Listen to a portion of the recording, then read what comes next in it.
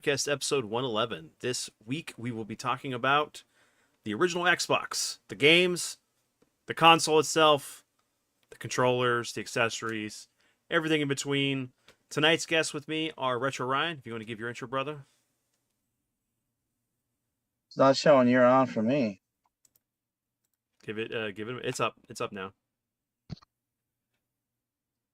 What's up, guys? Retro Ryan here. You can catch me live Tuesday at 10:30 p.m. Eastern Standard, playing your 80s, 90s game requests and playing 80s, 90s toy and game footage. I love the Xbox, man. When you look up games from this era, graphically, they're superior to the PS2 ports. I know Vince, don't yell at me. It's true. It's true. When you look up, the resolution's better.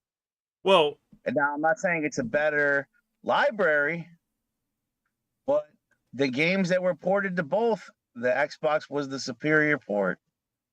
I'm coming in shots fired right away for you, Vince. What do you have to say about that? We'll get into that. Let me get and it's been a while since I've gotten to have Zombie on, but Zombie, you want to give your little intro, brother, and then we'll get right into the meat of this conversation. What's up, everybody? Zombie JLT1, your supernatural gamer, back for another awesome podcast hosted by DLP and, of course, co-star and Retro Ryan. Can't wait to talk about this giant paperweight I used to call a console, but I will admit I have since changed my point of view over the years, especially when I got to try this beast out in college. So let's hear what you all have to say. So let's get back to this conversation that Ryan had with me. He hit me with some shots fired. So you are talking about originally a giant PC that they took out a lot of hardware for just to be able to sell it as a consumer model. And they lost money on the system for every system they sold. But you are not wrong on the fact that this had a better fidelity. It had better just the technology in it was much more improved and had better architecture for the what I'm sorry, Josh. We'll have another discussion, man. This was short notice, brother. Yeah, he's a big Xbox fan.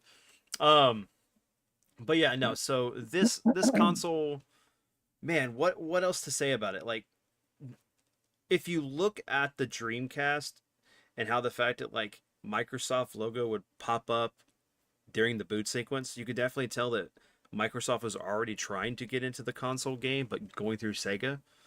Mm-hmm. So you can say that this technically is the Dreamcast 2 in a way.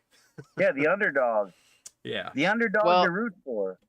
Let's start this off by saying what a majority of people were thinking at this time. What the fuck business does Microsoft have entering the home console scene when PC gaming was its own beast? Mm-hmm. Yep. Why is Microsoft throwing its hat into the home console market that was usually dominated by Nintendo and Sega? Sony is now rising up, getting back at Nintendo for never agreeing to work on their CD system with each other. Now we've got Microsoft in the mix. Yes. I mean, let's be real about that. Unless you were a PC gamer, most people were scratching their heads going, what the hell are they thinking? What chance do they have? And you gotta wonder too, like, had Sega been successful with the Dreamcast, and since they did have this, partnership with the with Microsoft, had the next Sega console, what that could have been, and how that would have changed, like, the market as far as Absolutely. with Microsoft backing them. It's very similar in a way with Super Nintendo and PlayStation. Had they kept going with what they were going to do with the add-on for the Super Nintendo, and then what it could have been after that is just mind blowing. It would have changed the landscape for video gaming across the board for what we got. But I remember looking at this thing and being like, yeah, I was one of those guys. I was like, why is Microsoft doing this? They have PC. They could be on anything. I just thought it was a weird thing. I didn't like the way the controller was. That Duke controller was so huge. Um, you know, and the games lineup were okay, but I mean, really, the system seller was Halo. Honestly, that was the game that Mhm. everybody bought it for. The LAN parties, the 4-player multiplayer. You think about the impact of what 007 was on the 64, and this was Mhm. like right at the beginning, and it just knocked it out of the park. I don't know how many times I was over at Josh's house or my other friends having Halo parties, Yeah. LAN parties, it was so awesome. Mhm. And speaking as probably the more outsider of the three here, because like I said, Xbox to me just seemed like it was going to be a huge paperweight at the time. Nothing about the console stood out. It had a big X on it. Okay, yeah, clever, cool. And to be honest, when I saw demos for Jet Set Radio Future, that's actually what interested me because as a Sega fan who had just played Jet Grind Radio on the Dreamcast, I fell in love with that game. And knowing that Sega was now out of the market after being a household name for so long, I kind of was like off put by Microsoft going into the home console market and trying to, one up Sony and Nintendo, which again, kind of at the same time, N64 didn't absolutely thrill me. GameCube kind of brought back my interest in what Nintendo could do, but Sony for me at that point was dominating the home market in my opinion, and with the launch of the PS2, which was going to promise way more than what PS1 brought, I was kind of like, well, you know, Microsoft might have an advantage because they've been in the gaming scene longer than Sony has, PC games and whatnot. And I kind of was like, well, at least the new Jet Grind looks kind of interesting. But you're absolutely right. The game that was hooking everybody was Halo. And my first year at college is when I actually got to try this thing out for the very first time. And although I was kind of like, yeah, yeah, it's okay, whatever. Yeah, I've seen this kind of thing before. It really was revolutionary because it was offering us way better co-op gameplay, uh, connecting through the internet and playing with friends that way. Like just it really opened the floodgate for massive gameplay. Mm-hmm. And being the stickler that I was about Halo when it launched, because as I'm playing it, I'm seeing, okay, ripped off from The Thing, ripped off from Aliens. I was like, I was nitpicky about this game and about this console. And I'm saying nothing here is original, guys. What are you gonna thrill me with? But it was in fact the gameplay and being able to play it the way that we did that did blow my mind. Brian, what was your first introduction, man? Like what pulled you in? Definitely a friend telling me I got to try Halo. Uh, I really love Dead or Alive, and we got Dead or Alive 3, and PlayStation 2 didn't. Also Ninja Gaiden Black. Mm-hmm. I saw my bought again recently. Uh, I was into racing games, so I liked Project Gotham, That was which a is good one. also Yep. Hmm. um. I don't know about the. I was gonna say Conquer Live and Reloaded, but I think I prefer the original version better. Oh yeah, I They do gave it too, but a military overhaul aesthetic. it was still kind of cool being able to play that outside of the 64. I think that part of that was due to Microsoft purchasing Rare. So that's why we got Conkers. Um but there is so much that like that the console itself did. But it's funny, Halo wasn't even a finished game. There was still stuff that they wanted to do, and they just kind of rushed that game out so people could get it. And you think Hmm. about an incomplete game that had an amazing multiplayer, which is the biggest selling point. I mean, you think about all the machinima stuff that we got because people were making like these mini movies with these you know, the multiplayer stuff. But being able to hook up 4 Xbox consoles and playing 16 player multiplayer was mind blowing, you know. But I it's love playing your own music in it. yeah, that was fantastic too. The music player to use instead of the shitty soundtracks sometimes. Sometimes in the games you got shitty soundtracks. And you can just have your own songs uploaded through the CD disc and have use the player.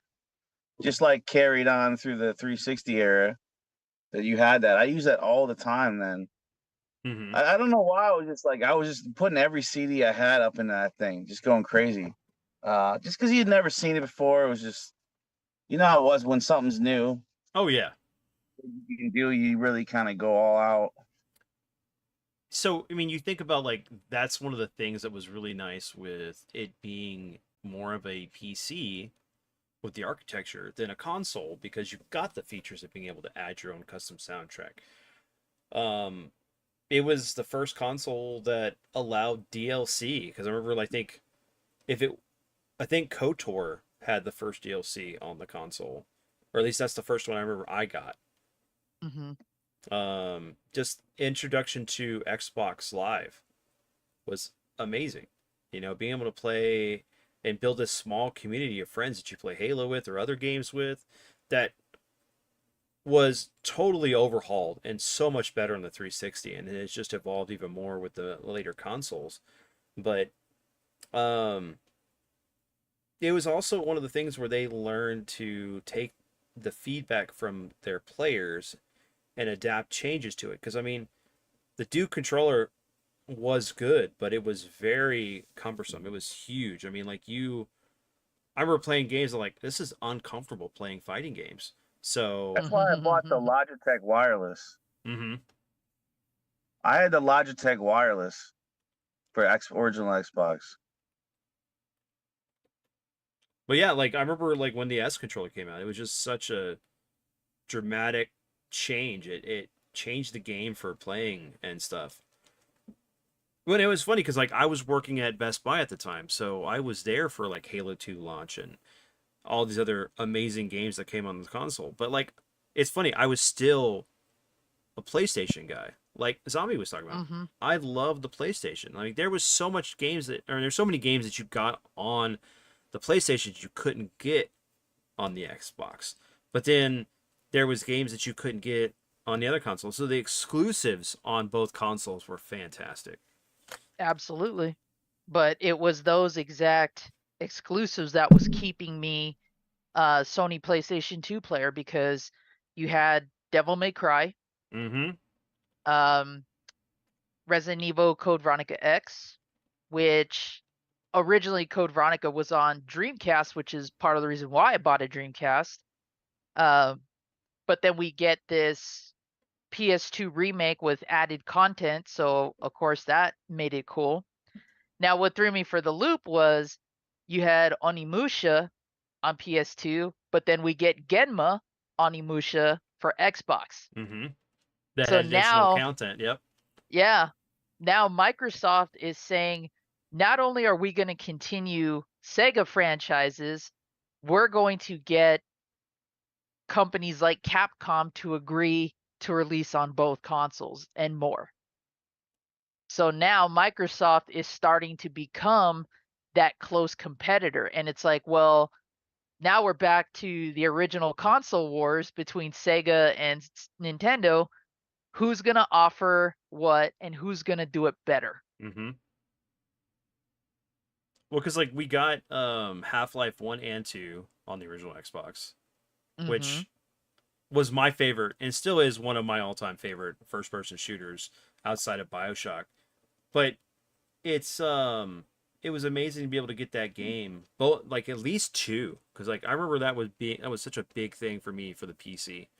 And then when it got ported over to the Xbox, I was like, oh, this is cool. I could just play it and not have to worry about making sure my drivers are up to date and all this other stuff. Let's go. But I still championed like Half-Life 1 with like the multiplayer, because like that was one of my things. Like I mean, in retrospective, looking at it at the time, I wasn't a big Halo fan. I enjoyed playing with my friends, but it was like it wasn't until 3 on the 360 that I was like, okay, I'm in, I'm invested. Yeah, But you can't deny how important that multiplayer was going forward for that console.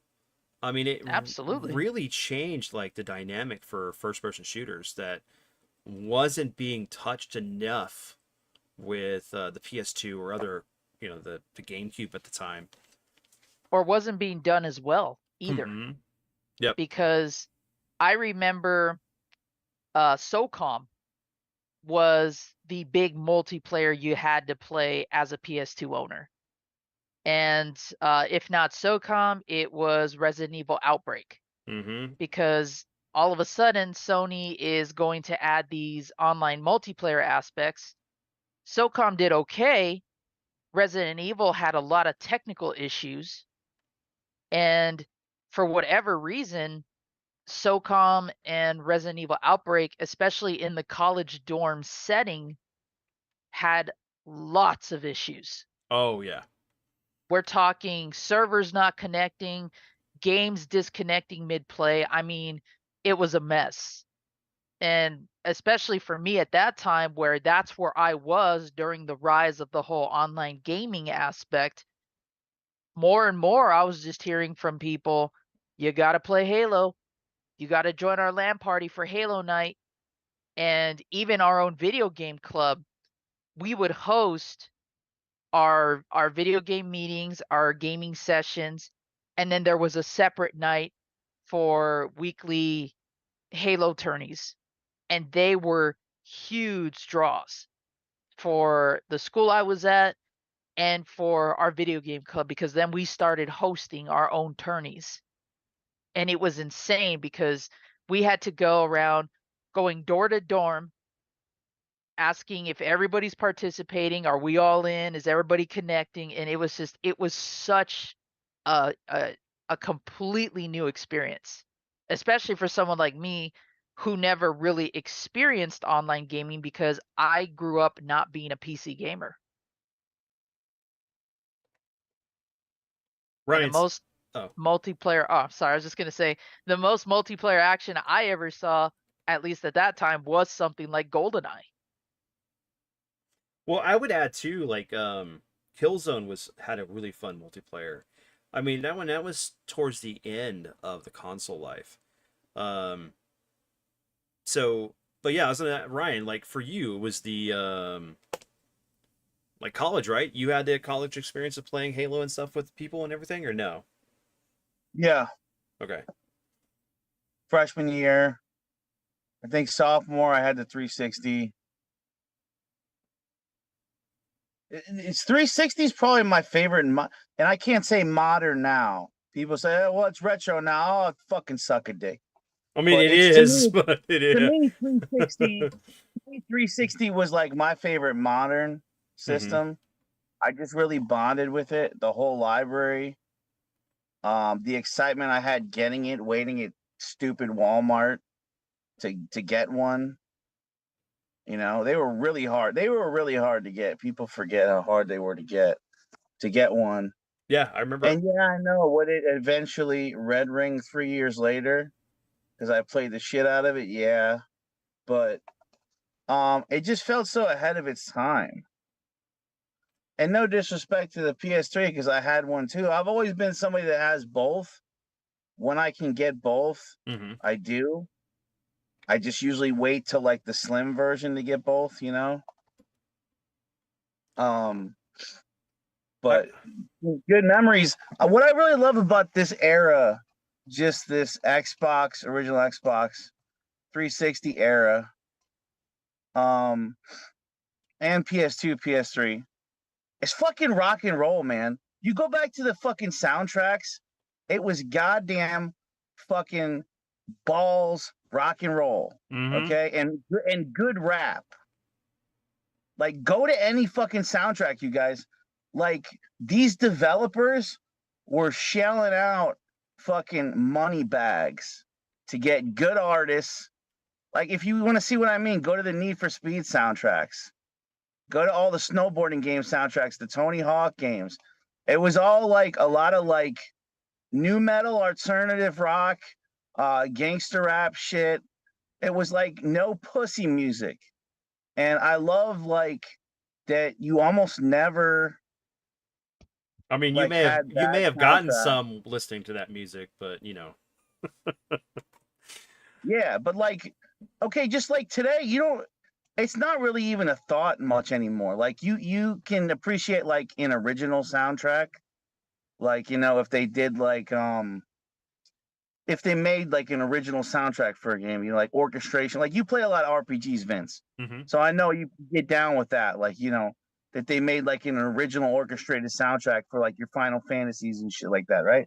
But I'm saying like for commercial music, they acquired so much for those soundtracks of those games to be something special specifically in that era that I'm not sure we ever got again quite like that, because for the last 15 years it's mostly fucking like pop music, man. And I don't know, I don't really find soundtracks to be that compelling like it was during that era.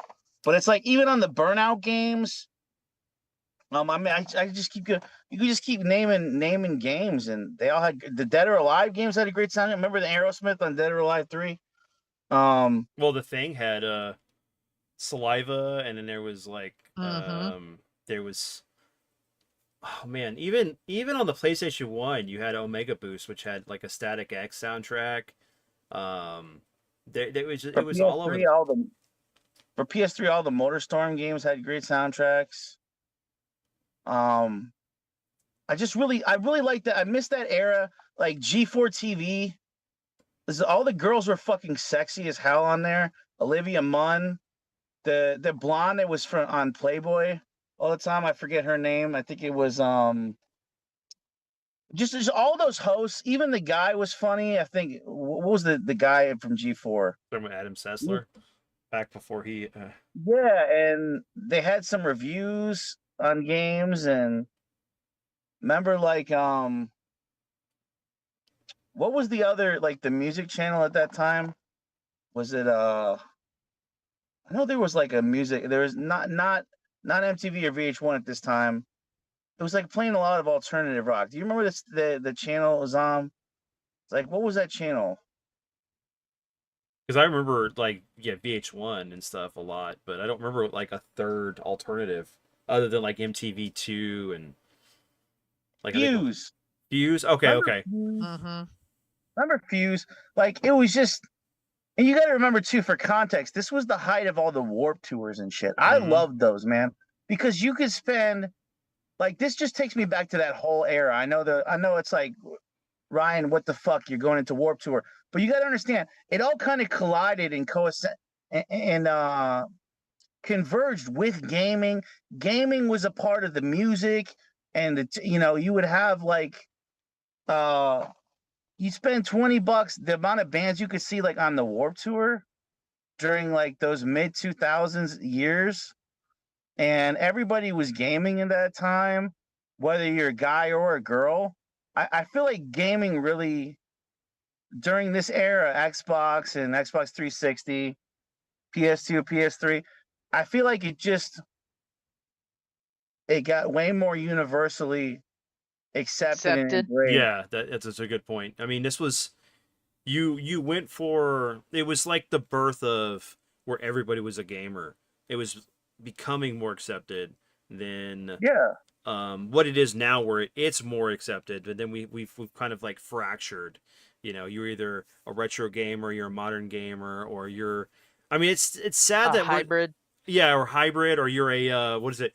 The Mm-hmm. console wars are still going on at that time too.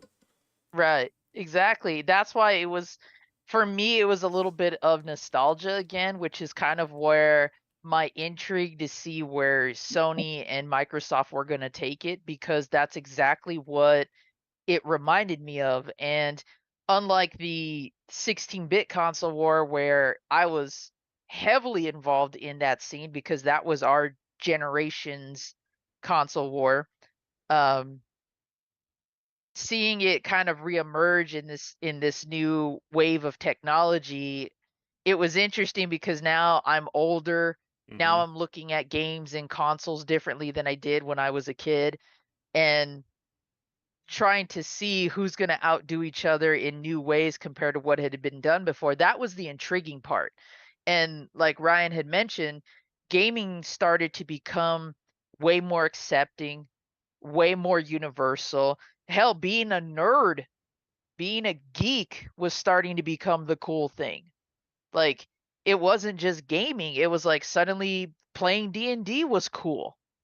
And doing all these quote nerdy things that were frowned upon just 2 years ago when you're in high school are now the cool thing. And me personally, I'm like, you know what? F all you, because I grew up like this. These were my passions, you know? But video gaming was definitely one of those things I was waiting to become Mainstream. universally accepted and mainstream, Hmm. because Halo definitely was the game I started seeing a lot of female gamers emerge with. I was seeing a ton of them with that. And then I started seeing more female D&D players, but um I could see how Halo did pave the way for a lot of that. Hmm. And I mean, to me that was really cool. It was something that I had been waiting for and was glad to have seen finally happen. I mean, the one of the biggest things for me was like going over to Tombstone's house or apartment, and we would have these parties like almost every weekend, and it was like we were drinking, playing Halo, and there was times I was like, I'm just gonna go hang out with you guys. I'd bring my own TV, my PS2, and play Final Fantasy 11 online. It's like, so it was one of those things where we would just always get together almost every weekend and just game. And I do miss that. I miss that a lot. It's even hard now, just being so busy, being a parent and Oh, absolutely. work relate things like that. Being married, you don't have that time you used to. And I still want to capture that feeling because it was so big growing up for me. Like even at my home with my dad and my friends coming over and we'd game or do something, and it was like whenever I had my house, we would do things, and I'd go to my buddy's house and we just have these game nights. And part of that was because we had the ability of these consoles being able to be linked together that were, you didn't really have to worry about having an online connection. We just got together. You had a copy of the game and four people can play. The only limitation you had was the size of your TV screen. Mhm. And we would literally just play. And that translated into stuff later on with like the 360 because me, Tombstone, my buddy Josh, uh, my buddy Jeff, and like all of our friends, we would sit there and play. And we made like a community of friends online playing multiplayer, like Halo 3. We played Rainbow Six, Vegas. We played Homefront, the first one. I mean, a lot of the first person shooter stuff we would play together as a squad. And Mhm. Call of Duty. So but that all bursts from, Call of Duty for me was the one. yeah, that all bursts from Halo.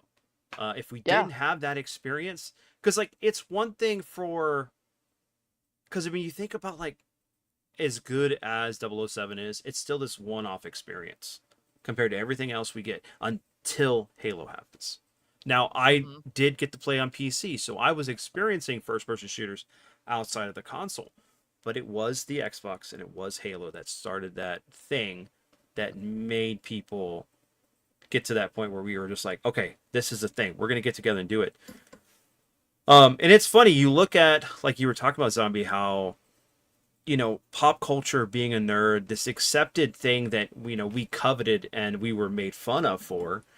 Um, I kind of think of like Iron Man being part of the reasons why that became mainstream because Iron Man took what Marvel was trying to do with the any of the comic book movies. They just didn't hit as well as they could have. Now the Spider-Man movies were great. Third one wasn't as good.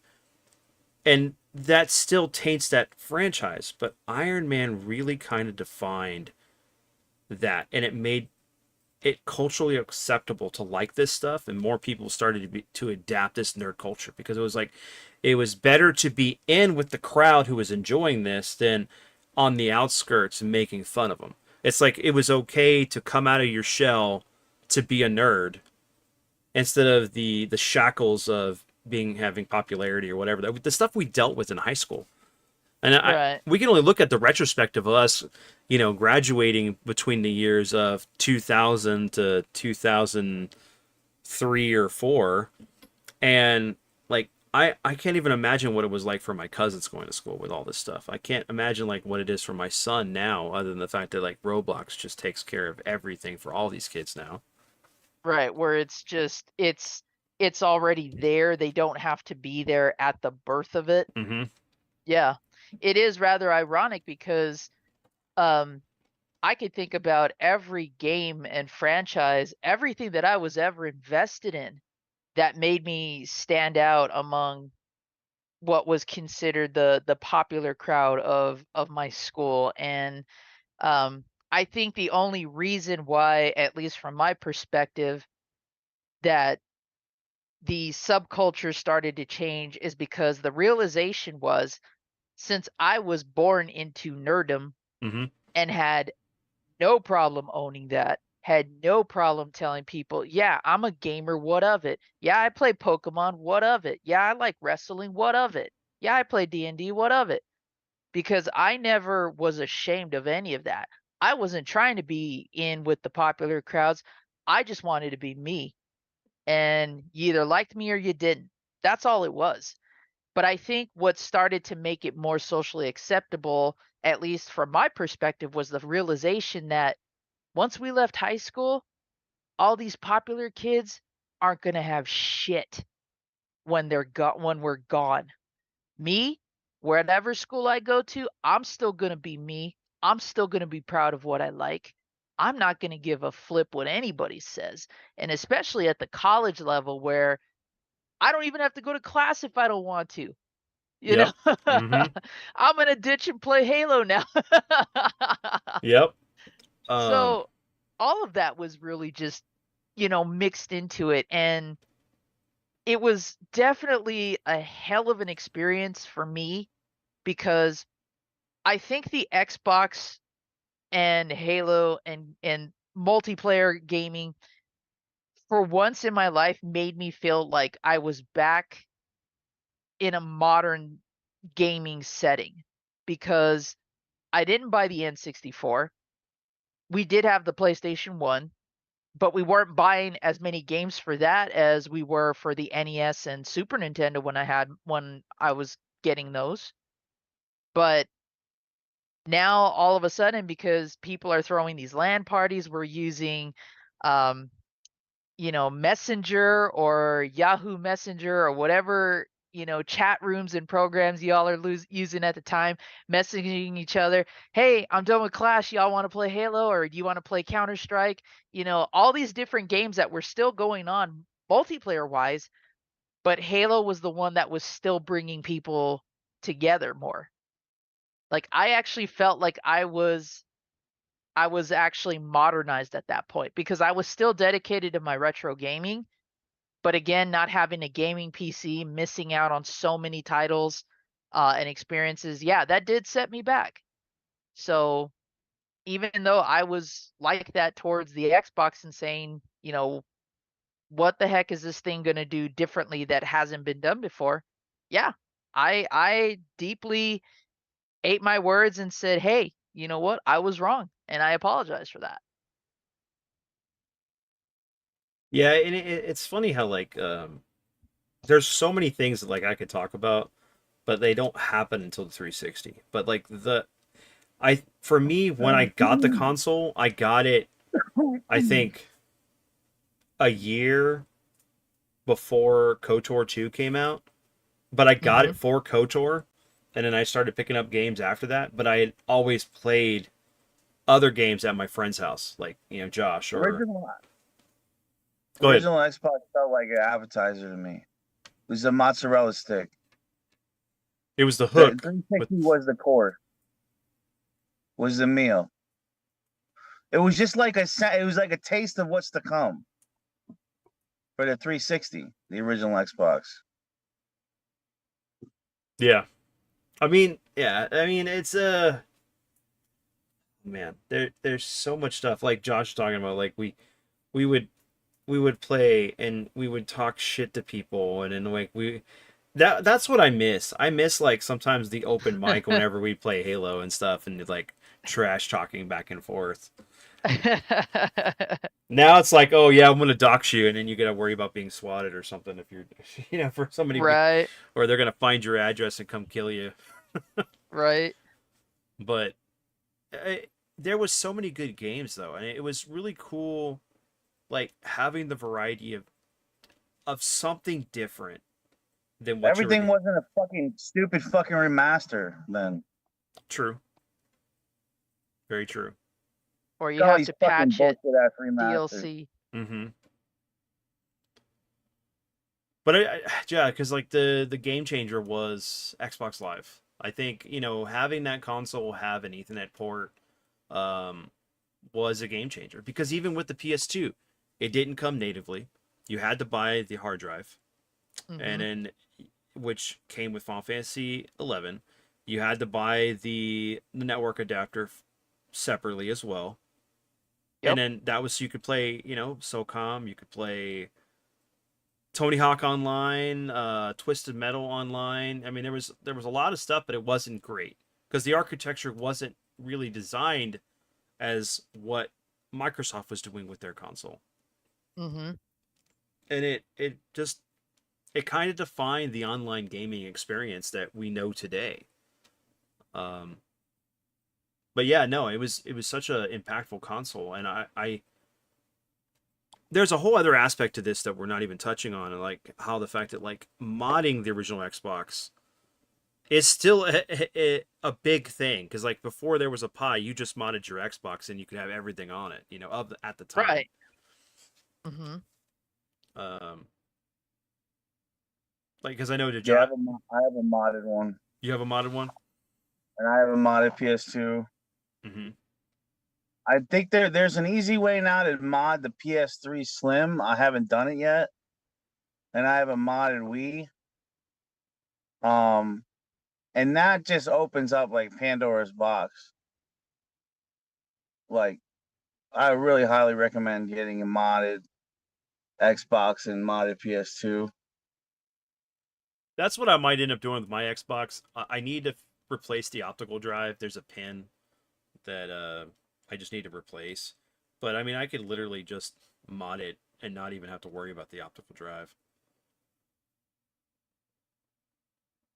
Let me ask you this, Vince, since you probably had the whole background with PCing and all that jazz too. And Ryan, if you did as well, then I want to hear both your inputs on that. Since I'm the odd guy out with not having PC gaming experience, at least heavily compared to others, was there any preconceived notions that you had about Microsoft entering the scene with the Xbox? Like, was there any expectations that you might have had because No, you I was knew just what excited. Microsoft was capable of? I was just excited, and all I was using my PSC for was retro gaming because AVGN got me wanting to play everything I used to. So my PC in college was just full of emulators, SNES 9X, Mm-hmm. Nesticle, all the stupid ass names that these things had. Gens, whatever the Genesis one was. I was playing the shit. Dude, I can't explain to you, like, I mean, you're lucky, Zombie, you held on to all your consoles, but I can't explain to you like the boner you get like when it hasn't been like since you're like 12 playing like NES and Genesis and Super Nintendo, and like being like 20 or whatever in college and Hmm. getting those back up and running on a PC because I seen like AVGN come out in 06 with like reminding me of everything I used to play. Um, that is just such like a coming home moment. Even though it was just emulation, Well, it was still an Just avenue. that feeling of coming home, you know. Yeah, it was definitely an avenue that wasn't touched upon because there was a period of time we've kind of gone through this like weird process of like retro gaming where after we moved away from the Nintendo and we were in the Super Nintendo, and then moved into the 32-bit era with the PlayStation and stuff, you it became really hard to like get a hold of games. And then because like everyone was just marking them up. And when we think about like how expensive games are now, but like you look at it retrospectively back like around that time, games were pretty expensive even then. And then Mm-hmm. when Game Crazy, well, Funko Land came around, and we got Game Crazy, a little bit more gaming stores that dealt with the retro side of things. There was an oversaturation, and eventually that stuff like it dropped. Like you get games really cheap for a while there, and until like 2004, 2005, when everything started to kind of go up. And even then, there was like this: the common games became the more expensive stuff, and then the rarer games where people like they didn't know anything about it and they weren't that expensive. But then that flipped. But for me, to answer your question, like I I remember I played a lot of like Star Wars games and things like that that never got moved over to console. So when I was playing PC games, also I was playing Command and Conquer. I was playing some RPG, some of the D&D stuff that had come out. Mm-hmm. And then my buddy James got me into Half-Life. And that changed everything for me. That game was so great. It had like this sci-fi horror elements. And then like playing that online blew my mind. Because it was one thing sitting at home with your friends, 4-player split screen. It was a whole other thing playing with like 16 people online and running around, you know, shooting missiles at people, using the different weapons in the game. But what was awesome was that you could mod the game and like become Megatron or whatever character from old school cartoons that you wanted to play with like custom weapons that look different, but like you could run around as Megatron and have his fusion cannon. And Mm-hmm. that was awesome, but you couldn't do that on console.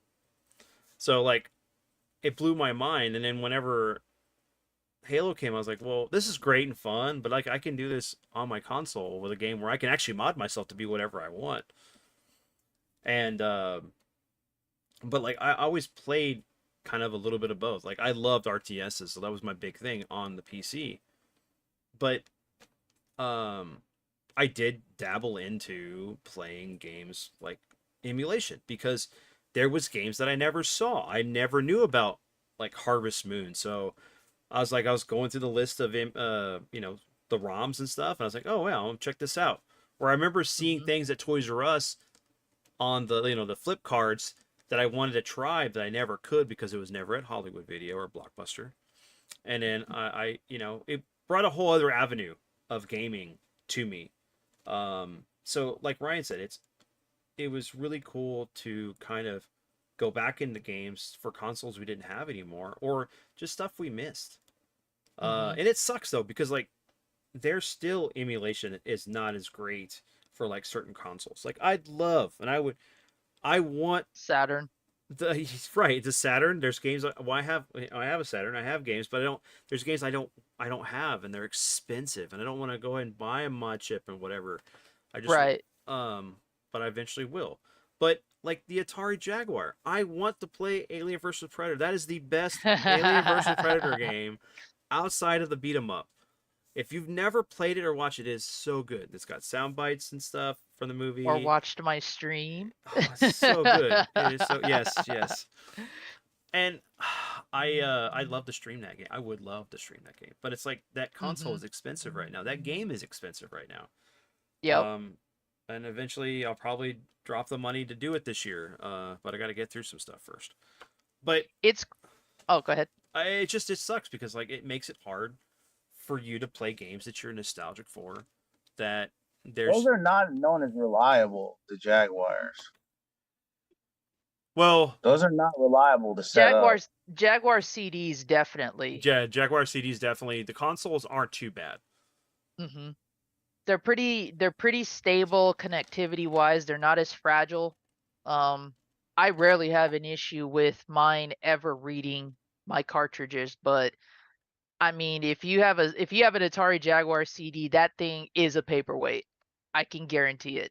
I mean, it competes with the 32X as being some of the most clunky, fragile attachments ever. I don't know what's going on with PS2's uh life expectancies either, because I come across so many of those that black screen or the power supplies go out, or I don't know, like caps are exploding in there. I don't have any problems with like that. With PS3s always seem to work. 360s always seem to work after the first revision. And I can Anytime I fix see that. a black stealth, they always work. The black stealth, you know, Mm-hmm. it's those white ones that always red ring. After that, they put that Jasper chip shit in there or whatever, and it ran cooler. I never come across 360s that give me trouble, and like I get those on the cheap, like $20 sometimes Well, locally. if you get the slims, those are fine. The problem is that the first runs of the Xbox and the Elite console all used a particular material for the heatsink. So when that console got hot, it would melt and then the system would overheat, which would cause the red ringer of death. But there was a way to fix it, and I used to fix it for people. I used to charge like $50 to get in there, fix it, and then they'd have no problem after that. Because I had to do it myself. I had to figure it out and fix my console, and then it was a way to make some easy money because like at the time there was nobody that was, unless you contacted Microsoft, at least in my local area, you know, you end up having to just throw your paperweight 360 out the window and then get another one, you know, or luckily trick a GameStop employee into taking it in his trade. Mm-hmm. But no, you're right though, because like if you get any of the slim console, like the last one they did before, actually the last two, if you get that first slim and then you get the one that looks like kind of like a mini Xbox One, then it was fine. Well, at first they didn't. They did not fix it for free. I had to pay uh shipping and handling, and then I ended up having to pay some extra stuff for it. But the second time it happened, they fixed it for free. But there was a catch to that. If you went to them and they fixed it 3 times, they would give you a new console. Which means that they weren't fixing the issue when they were doing it either. It was like, oh, we're gonna just replace the paste and all this other stuff, and then you'll have the console. But it would literally freaking red ring on you again.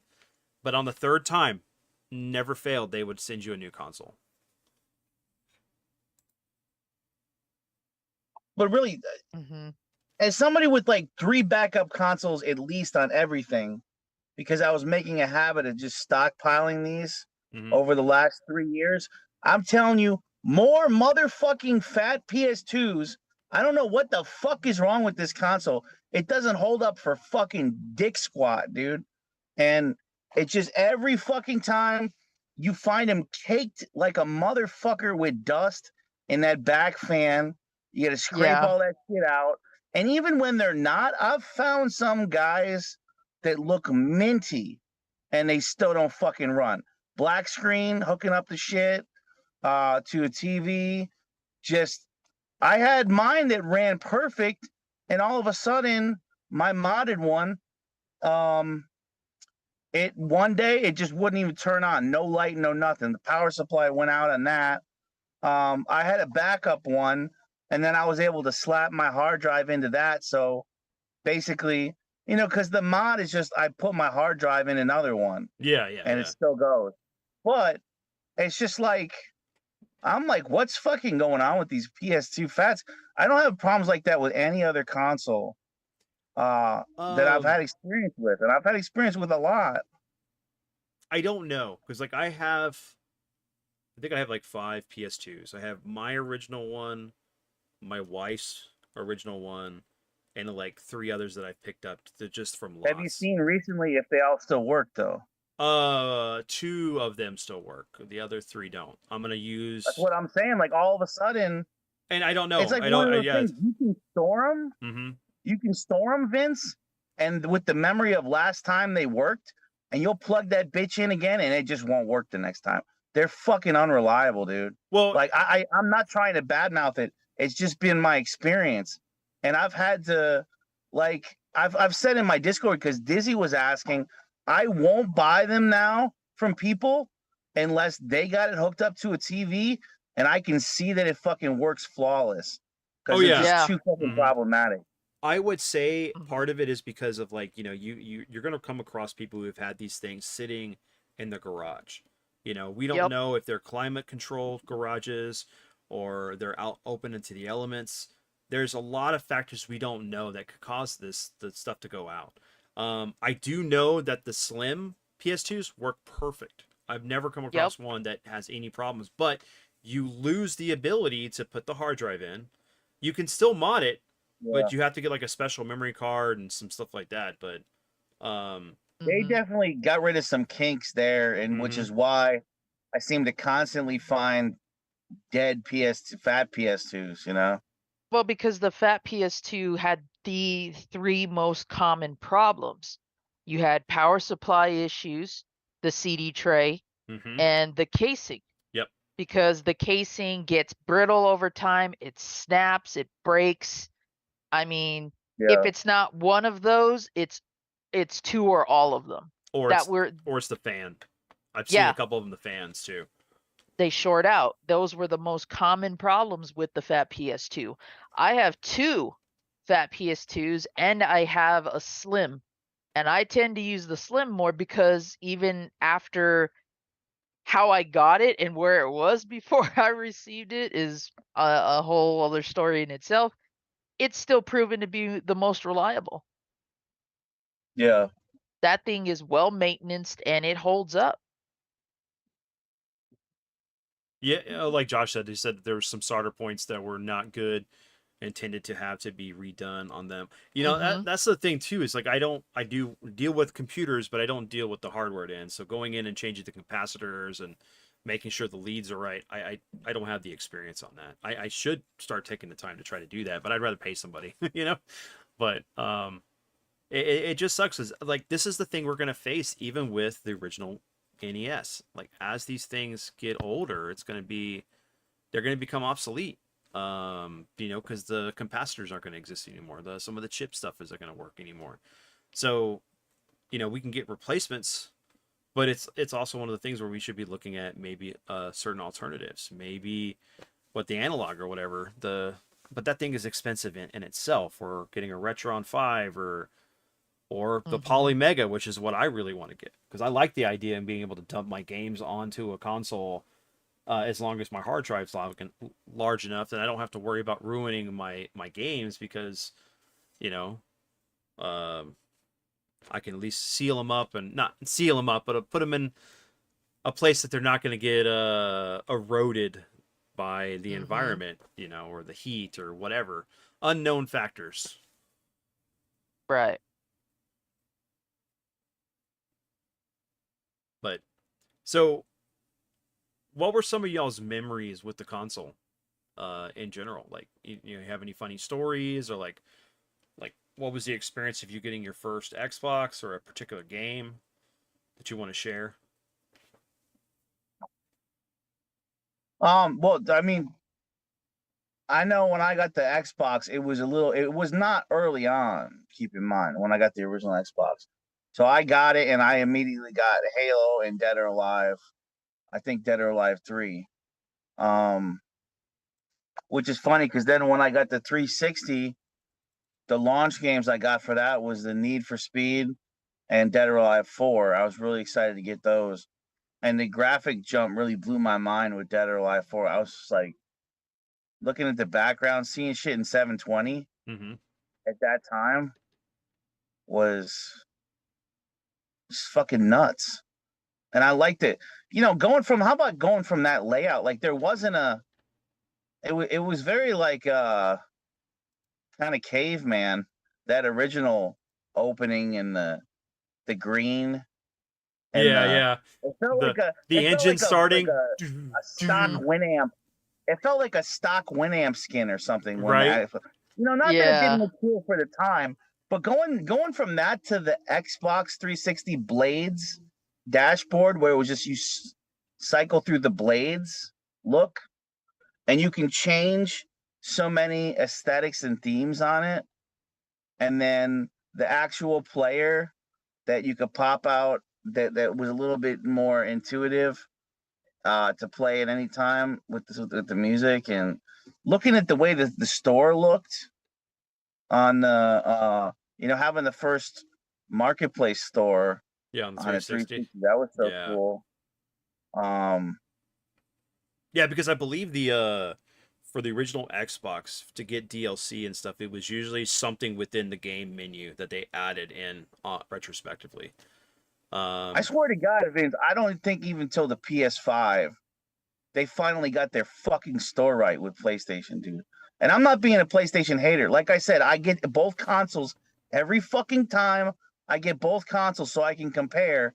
And that store sucked ballsack until the PS5, which basically, Vince, they just copied the Xbox store.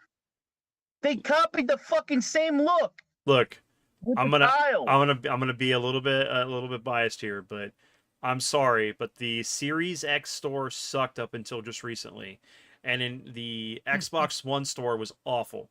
You could not navigate to get what you wanted. It wasn't front and Dude, the center. PS3 and the PS4 store look the same, like they didn't update it since fucking Windows XP. It looked like some fucking 2001 shit. It was all blue screen. You have to search for the fucking games. It looked archaic. Dude, the Xbox One store was so much better, dude. Really? Hey, I'm not comparing it to the PS3. I'm just saying that it was really. Remember, just like the original 360, they went through the blades. They went through like 4 different renditions with the whole UI. Same thing with the Xbox One. But you got to admit the likeness of the PS5 store that made it the aesthetics of that are copying the exact same aesthetics of the Xbox store. They went to that design. Mm-hmm. That's all I'm saying. They went to that same design when they had a totally different design before. We all know it. When you went in the PlayStation store, it was blue. It was the left-hand column. You had all your genres in there, and you click in that. But it felt very like a fucking GeoCities site, dude.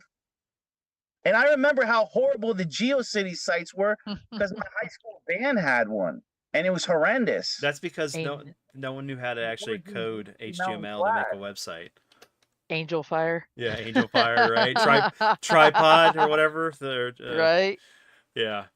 No, well, the thing is like it depends like on the user. Like I am a PlayStation gamer, but I love the 360. I felt the 360 was the best console that we've gotten from the Xbox. Yeah. I enjoy the one. Yeah, that's my 360 is my favorite too. I enjoy the Series X, but you compare the UI, what we were getting with the 360, it was far superior. But as far as the UI for PS3 wasn't great. It was very bare bones. It was almost like they were trying to mimic what the PS2 had, but then they couldn't figure out what they wanted to do with the store. And like how you had to download these games was awful. Like because you would download them and it would be like a install then you file. Had to install them. And then you had to install it, right? Exactly. What's up, P-Mark? Which was totally stupid. And then, but like for the PS4, I thought they got it really well with how it worked. Like I can get to everything. Everything was like you had this section on the left with like your PlayStation Plus membership, your what's new, the deals. It had like the different consoles and blah blah blah. You just would select it, and it would tier out. It did look like a website like of the 90s 2000s where you always had that right hand or left hand side with like the brackets and the arrows, and you click on it and it brings down a little box and it's got all this other stuff. But they have definitely fixed that with the PS5. I really enjoy it. Finally. Hey, it's trial and error, man. Like they got to Work in learn progress. to do. Yeah. No one's going to get it right away. I mean, at least Microsoft had years of experience outside of the console market for that to work. So, Right. But at least with like what's going on with the 5, man, like I can get in there. It gives me what's new. It gives me the deals. It gives me what I'm subscribed to. It gives me all this stuff, and I can just go to those tabs, and then it brings this whole other menu of stuff that I can go and look at. Or I can just go in and search exactly what I need, and it pops up. Because that was the worst thing about, I think, the PS3, even the PS4 had this thing. When you did the search, you literally had to type in each letter for it, or it would just be like this alphabet that was like this, and you would have to go through it, hit A, then. That's what I'm saying with the bullshit. And then you don't do that with this baby over here. Mm-hmm. Like I can just type it in and it goes. They copied the Xbox format. Well, okay. That's not technically true. Nintendo is more notorious for the makes you already buy games that you already own. I have never bought a game that I've already owned unless it was not ported over, or they go, "Oh, here, this is a remaster of it." I'm just talking about. Don't get me started on the Switch store. On your console. The Switch store is dog shit. Dude, that's just the worst, man. It is that fucking thing loads and lags, and the worst thing about it, man, is like you're in one section and you happen to hit the analog your stick, and you move out of that section, which you have to go back to and research or wherever you're at. You completely lose the progress. It's like it doesn't have memory cursor set up at all. It's like, oh, you have to start from the beginning. It's like I'm playing an RPG. All right, it's going to start at attack instead of going into the option, making sure it has memory cursor on. So that way, when I get to the point where this character is going to attack again, it's already pre-selected to attack with this magic spell, instead of me having to go down to magic, look for the spell, click cast. It's also, you'll never know what game you need to update on the Switch until you click that motherfucker, because then it tells you need to update it. At least PlayStation and Xbox, they give you the tab for updates that need to be done. You don't have a tab for that on Switch. You have to click the game, then it says an update needs to be installed. Now, granted, obviously they're way quicker updates that you need to install on the Switch. They're way quicker and smaller. But they need to have a way, because when you have 75 games like I have on my menu, I want to know that they're fucking up to fucking date. I don't want to have to wait till I click it 3 months later and now I can't play the game because I got to do an update. Tell me when I need to do an update, Nintendo. So hold on. I got to say this though. So at least with the PS5, everything is always updating. All my games, I literally turn it on. It's going, oh, this updated. With Microsoft though, and I know Josh goes, we're sitting there hating on Xbox, and that's not the case, man. We're not hating on Xbox, but with the Series X, you have your games that you can download, and then you have a tab for your updates that don't automatically update. I'm like, okay, do I need to go in here and make the change? Why isn't this already pre-selected for this to automatically update? Why do I when I want to play Call of Duty with you guys? Oh, there's a fucking update. Shit. And I had to change my settings a couple times. Now it does for some reason. Okay.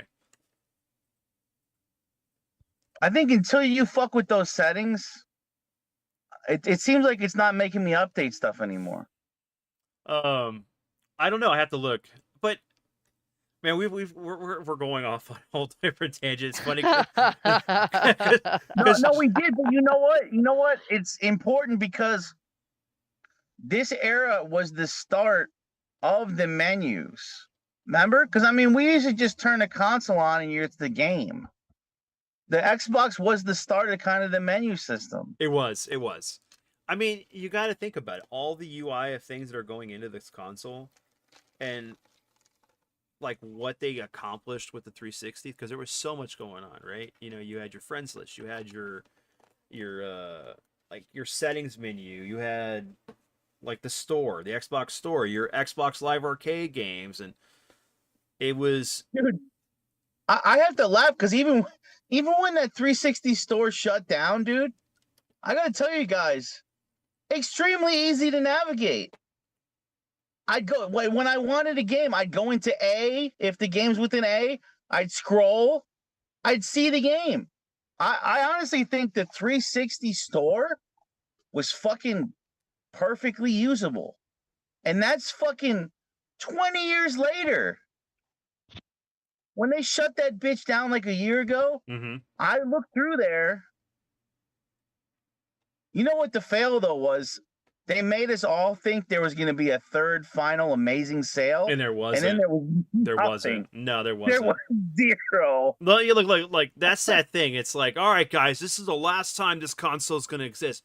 We're going to give you these deals, but we can't undercut our profit margin because we would lose money. So it's like such a weird hill to die on. Like They do these it's in 3 parts. They do these 2 preliminary sales. Everybody's thinking, "Oh, I'll wait. That third sale is going to be gangbusters. They're going to finally," and then they put 0 games on sale for the last one. Right, exactly. At least And we're all like, Nintendo "What gave the us fuck?" some discounts with their shit before they closed down the 3DS. And I don't know, man. It's such a weird day and age we live in with consoles and stuff. There's no reason that we should not have full backwards compatibility with any digital software that we purchase, because the architecture should be there within the console, even if it's just some kind of emulation. What I think was the worst thing digitally, that Vince, this is what nobody ever talks about. That was the most criminal thing to me about digital games. This is to me what was criminal. The amount of games that they motherfucking delist off the store and then make the physical piece of shit go up 10 fucking fold on fucking eBay. If they had just left those goddamn fucking games on the store, it would even the plateau, and they wouldn't have to have the physical game go from $30 to like $150, because you could still just get the digital version.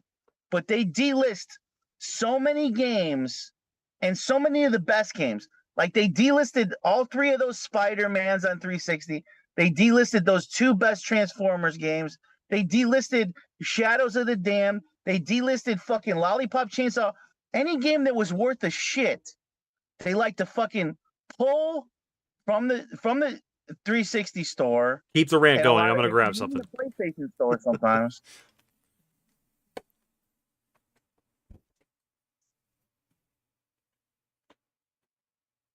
Where's he going? I don't know. He said he was gonna get something. Oh. But dude, that drives me crazy. Then these fucking physical copies go up like 10 times, dude. There's no reason to delist it off the store. So this game right here, you see it? Yeah. Yep. I had to pay way too much for this game. Luckily, I got it a good deal, but I paid way too much for this because this was originally on the store, and then they took it off, and this game skyrocketed for no reason other than the fact that like it's not on the store anymore. It's like we're just collecting this game because it's gonna make us money.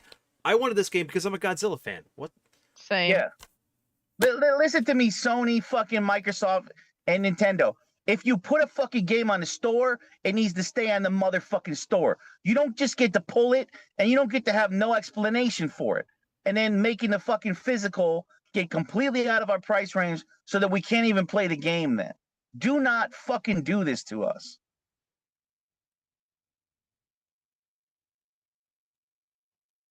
No, you're right. Yeah, I'm sorry to get hot on that, but no, that it's part of this whole discussion, right? Xbox memories, folks. Yeah.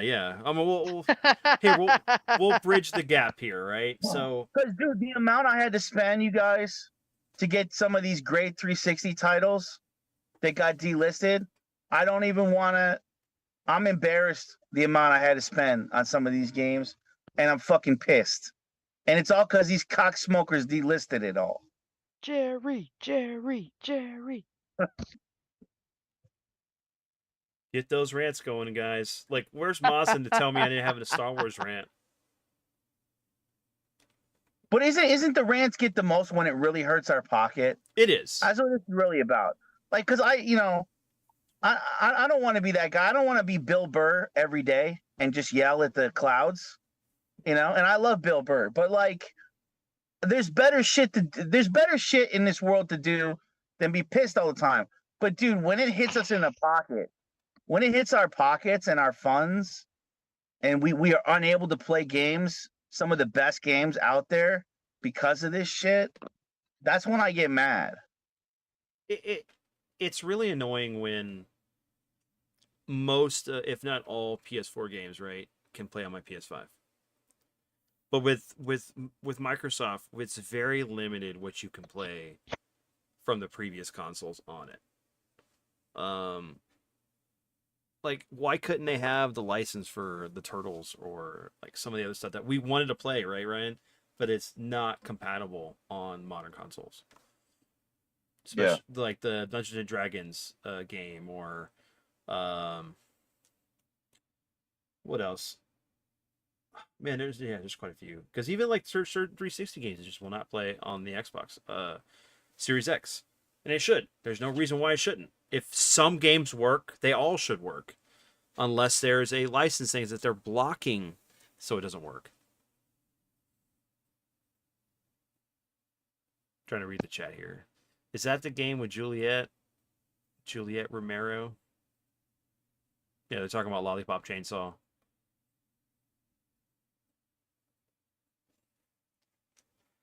But I don't know. This is a whole different topic that we need to talk about at some point. The problem with like just gaming today, because it's not necessarily a modern thing. It's just like it's a problem for all of us as gamers that we have to face. And but we do have the Xbox to thank for the directions we went with certain things with each console.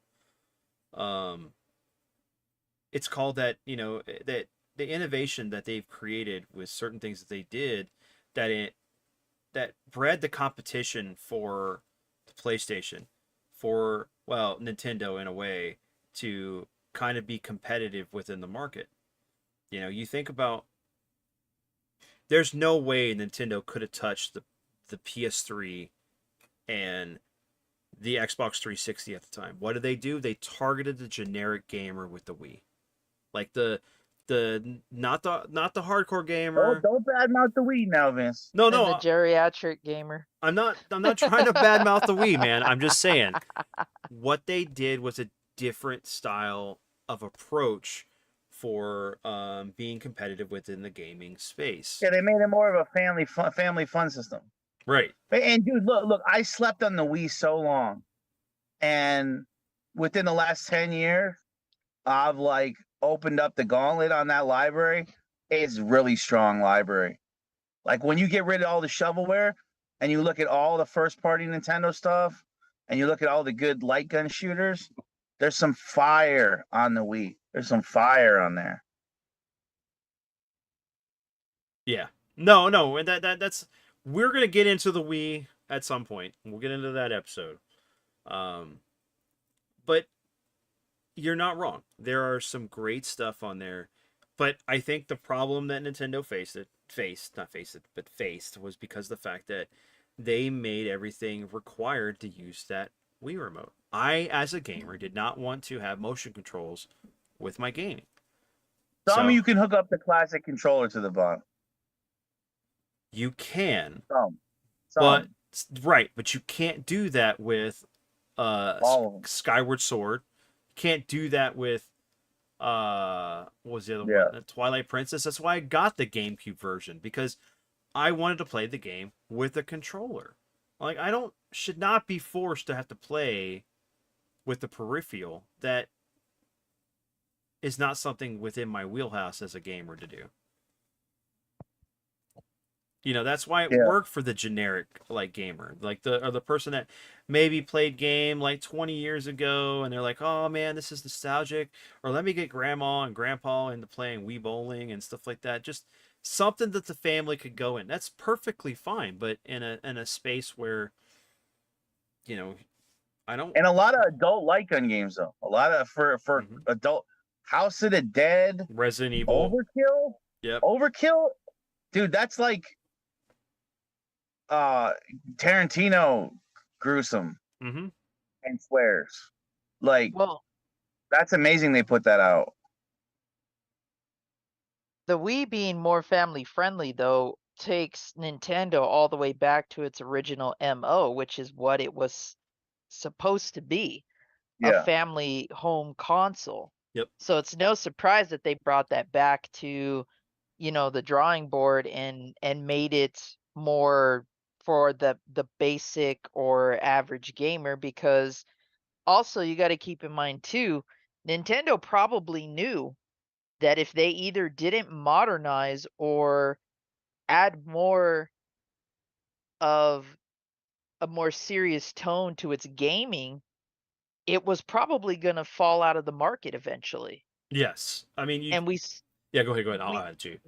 we started to see that a little bit with the GameCube, because we saw Resident Evil get ported to that, um and a few other games, but nothing as expansive as what Sony and Microsoft were offering. Mm-hmm.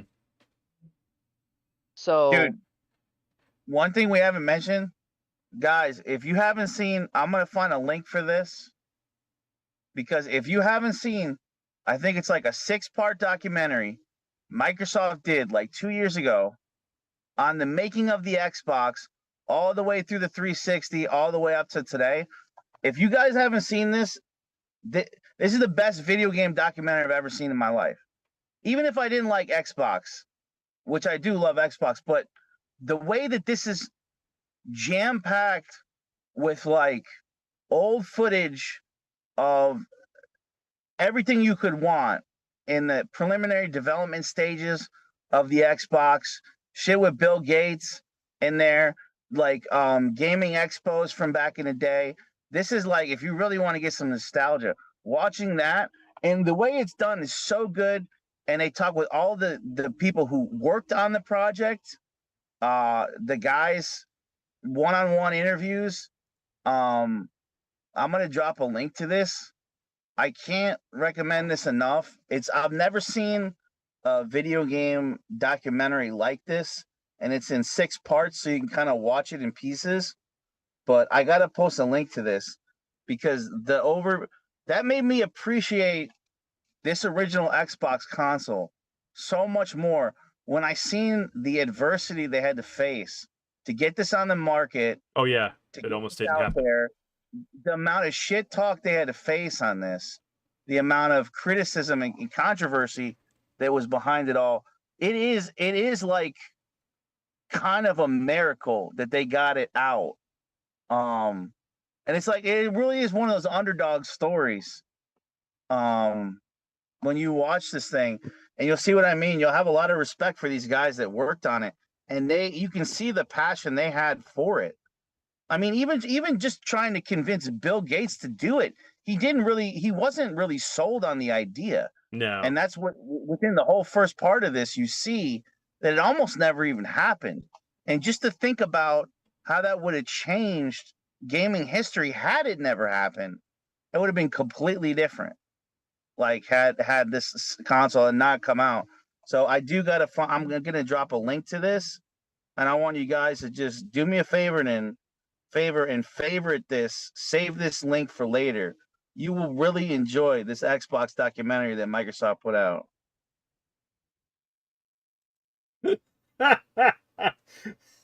Read what Nintendo said. Oh my god.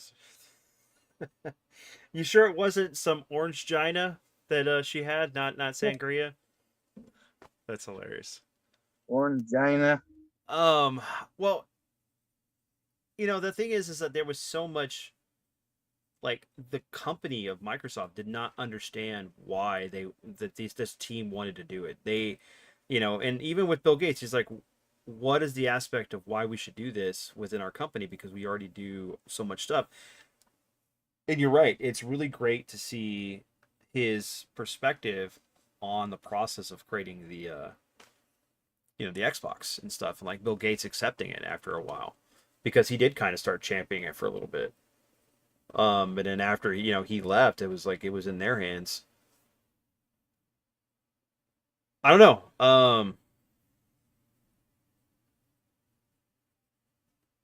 Trying to think of where we can go with this, because my mind is blank at the moment. What's up, Shode? Yo, Fallen- Mercadator, there's two really good CAD games on the original Xbox. The two Blinks games, Yeah. BLINX, are both good games. Mm-hmm. How about Brute Force? That was That good. was a sleeper Bungie title. Mm-hmm. Well, I wonder how many people know that whenever Halo was originally being designed, it was going to be a tactical shooter, or not tactical shooter. It was going to be like a Command and Conquer RTS, but in the vein of Warhammer at the time, or StarCraft 2 also. Mhm. But they decided to do the FPS style with it because they couldn't get it off the ground like they wanted to, and it was actually going to be exclusive to Apple. My fencing coach at the time was like, Vince, I know you're a gamer. You got to check this out. This game looks great. And I remember seeing the videos for it and the images he was showing me, and it looked great. But it was going to be a Mac product. But Microsoft purchased Bungie.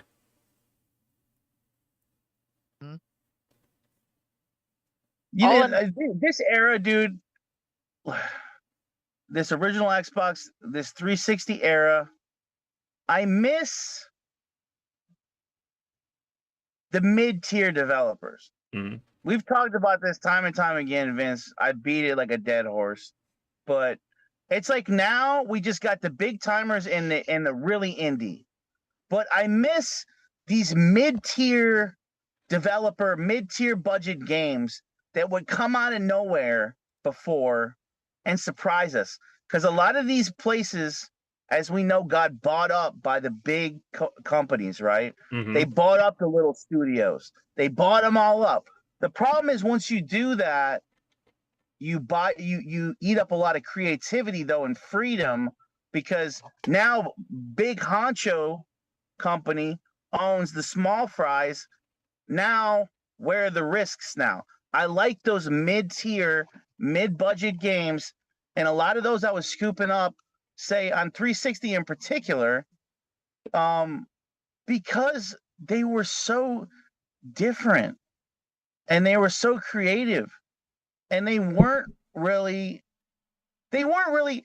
games too that weren't really trying to sell gangbusters, right? They were kind of more interested in their artistic vision, and they wanted to sell it, but like they wanted to make a statement. They want to show you something that you haven't played yet, a different take on something. It didn't have to just be in the same cookie cutters, racing game, FPS, RPG, puzzle. It didn't need to be just, it blended, right? It blended the genre sometimes. What we were getting in this era, you can look back. That's why you still got channels today that are pointing out a lot of forgotten games from this era. And you're looking back at these, and I'm saying, Jesus Christ, these games took some risks. These games were doing things that maybe weren't even that commercially in vogue at the time, but they did it and it worked and people enjoyed it. And a lot of them, they may not have sold tons, but looking back, they were really well developed. Mhm. And I'm very inspired when I look back at this era of gaming, by that creativity, by those risks they took, just like when, the three of us, we talk about movies in the 80s and 90s. I'm so endlessly inspired by what's seemingly an endless reserve of just things to discover, movies to discover that you haven't seen. Just when you think you've seen them all, you haven't. That's And you pull something out again. and that's one thing that's great about the 360. I mean, well, 360, but also the Xbox era, is that you can still get a lot of games for pretty cheap that are different and were exclusive to the console that kind of just were different than what we were getting on the PS2. I mean, you think of like you said Blinks, you think of was it, come on, what was that one, Stubbs, the zombie. I mean, there's a lot like that was just there. I mean, like there, every time I go up to my buddy Rob's shop or I'm out and about, I just look and see what I can find 360 wise that I never played. Or Yeah, you're like, what is this game? Right? Like you go to the stuff that's coming out now. It's not that there aren't really cutting edge things being done. Even on the independent lower games being worked on with just a few developers, right? A smaller end budget wise. But like I feel like we're not seeing things that are kind of like, I've never seen anything like that. We don't get, it's kind of like we've kind of been there, done that. We know something's just an offshoot of something else. mm-hmm. Whereas I just feel like around this era was a magical time of, we had never seen a lot of this stuff before, a lot of breaking new ground. There was technology that like they couldn't do with like the PlayStation or the GameCube at the time that the Xbox could pull off really well. Think about like how what was it? I was looking at the game. Where you at? Where you at? Like Max Payne, 1 and 2, Ninja Gaiden getting a 3D retelling of the original NES title, and how like it still was able to capture that hardness and brought this like new take, new visual style to it that we weren't getting on certain consoles. The closest we got to that was like, of course, the Devil May Cry series, the Onimusha series, and those are their own things too, and those are fantastic. Um, Funny because I have Onimusha over here because I was playing it. But like, what else? Silent Hill 2 got a port, which goes back to what Zombie was talking about, that they were porting other games from other consoles over. And the Silent Hill 2 one we got was Restless Dreams, that had a complete DLC that we didn't get on the PS2 until later on when they re-released it. So, like Oddworld took a step over there. We had Panzer Dragoon Orta that took over, which Zombie talked about as well. But there was a lot of good stuff. A lot of good stuff that, and I wish I had more games. I only have like literally, I think 50 games on the console right now. I'd love to get more. And I'd love to give them more time. Dare we say a lot of hidden gems. Yeah, oh yeah, definitely. This is definitely a that console Metal would be Jesus moment. Metal Jesus moment. Yeah, it's the total hidden gem on the console, guys. We gotta do his huh. Huh. You know he loves to do that. Huh. Well, we need Tylord to come on just for a moment to do his impression of Metal Jesus. But yeah, no, you're right on that. Like, I mean, how does he do it? He's like, okay, guys, hear me out. Okay, guys, hear me out. Something like that. yeah, he does. Devil May Cry 4, Assassin's Creed, Dead Rising, Mirror's Edge, Gears of War. There's a lot of games that like series that really took off with the 360, that started on the 360, that have continued the legacy forward, and that'll be on the 360 episode we do. But yeah, we did get Devil May Cry 4 on that console, and it was great. I got to have the introduction of Nero. I love Tire Lord's Metal Jesus too. I don't I know. just wish the console, dude. This console, original Xbox, Mhm. is not home theater unit friendly. It is not shelf friendly. It's so wide. It's so heavy. This is the BBW of consoles, guys. Okay?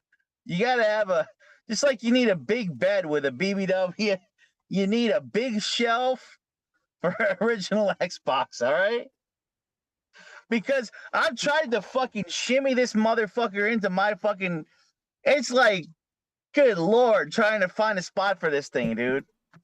It is not easy. It takes up like 3 consoles, dude, You on a know, shelf. but do you remember what the original Xbox looked like though? The prototype. It was at literally a giant X, like chrome, with the Yeah. Xbox thing on the center. Oh my god, dude! That somebody made a meme of that I saw the other day, or actually I saw it today, and I was just like, man, it's gonna be It's great. like a motorcycle engine. Yeah, it did. It did. It's crazy how that thing looked. Oh, gee, Xbox is like 30 to 45 pounds. It's like a 3-year-old child. Oh man.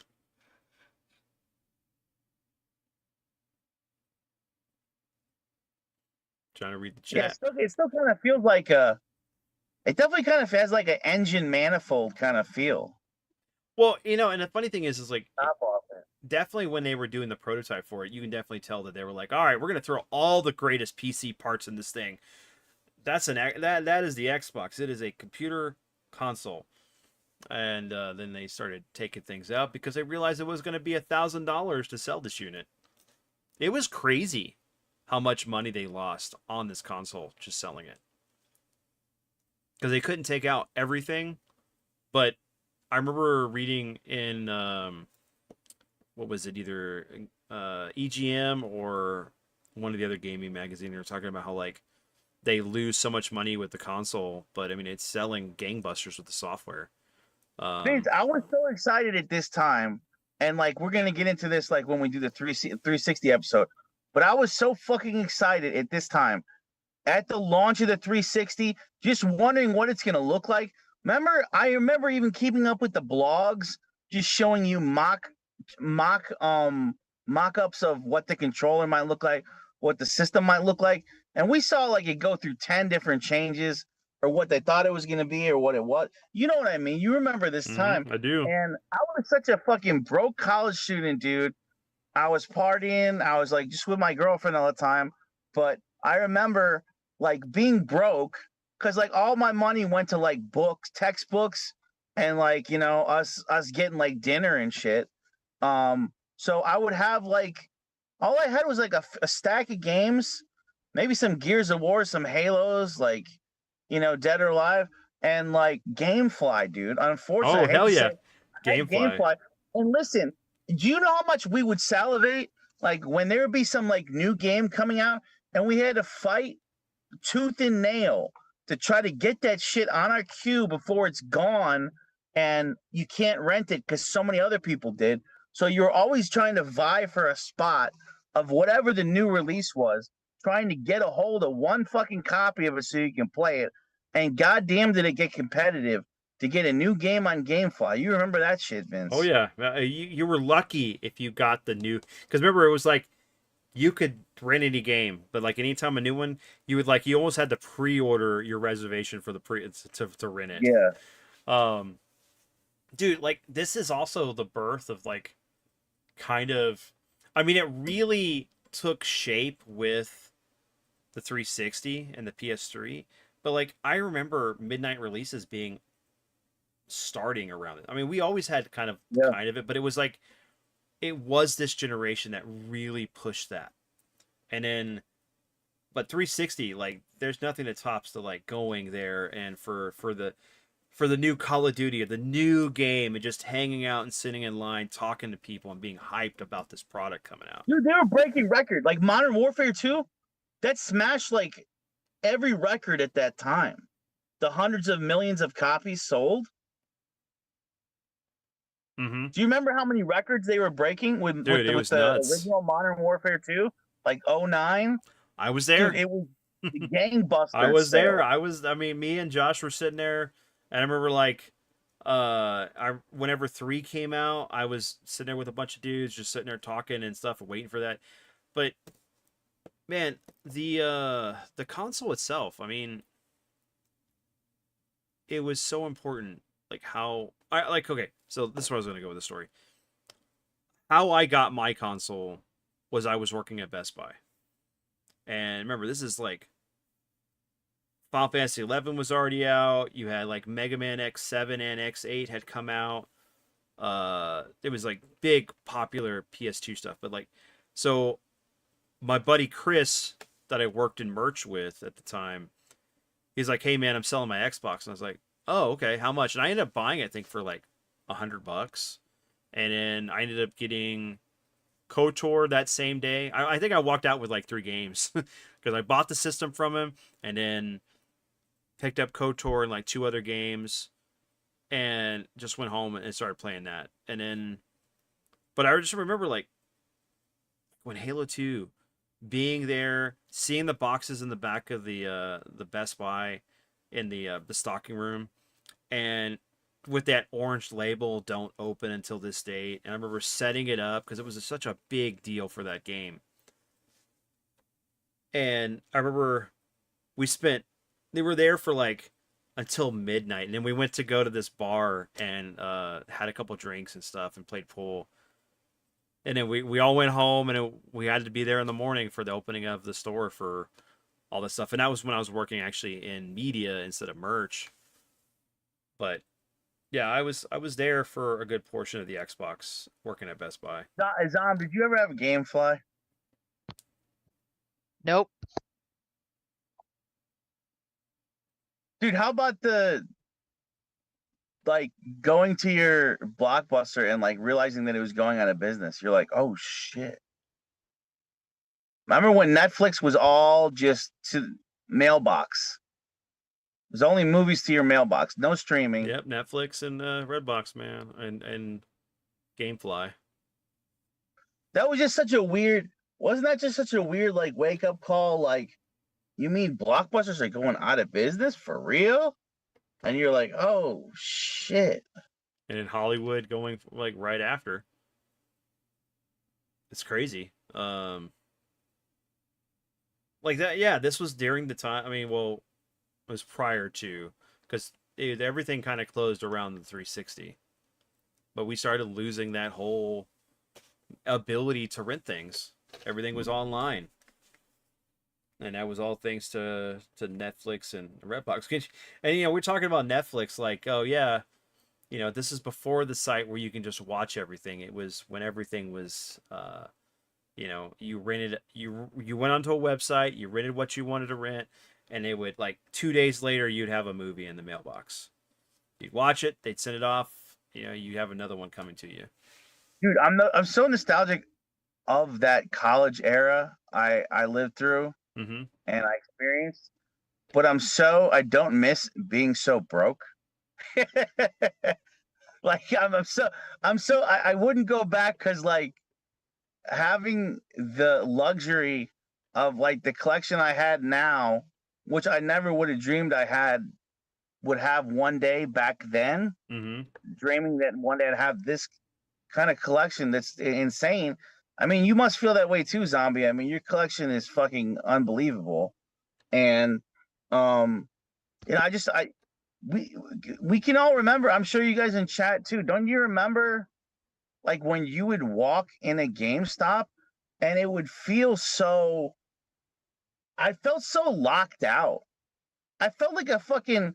You know, I'm going like crazy with the exaggerating here, but I felt like a poor boy at a soup kitchen. I just couldn't afford most of the games, dude. I was lucky if I could get 1 or 2 new games.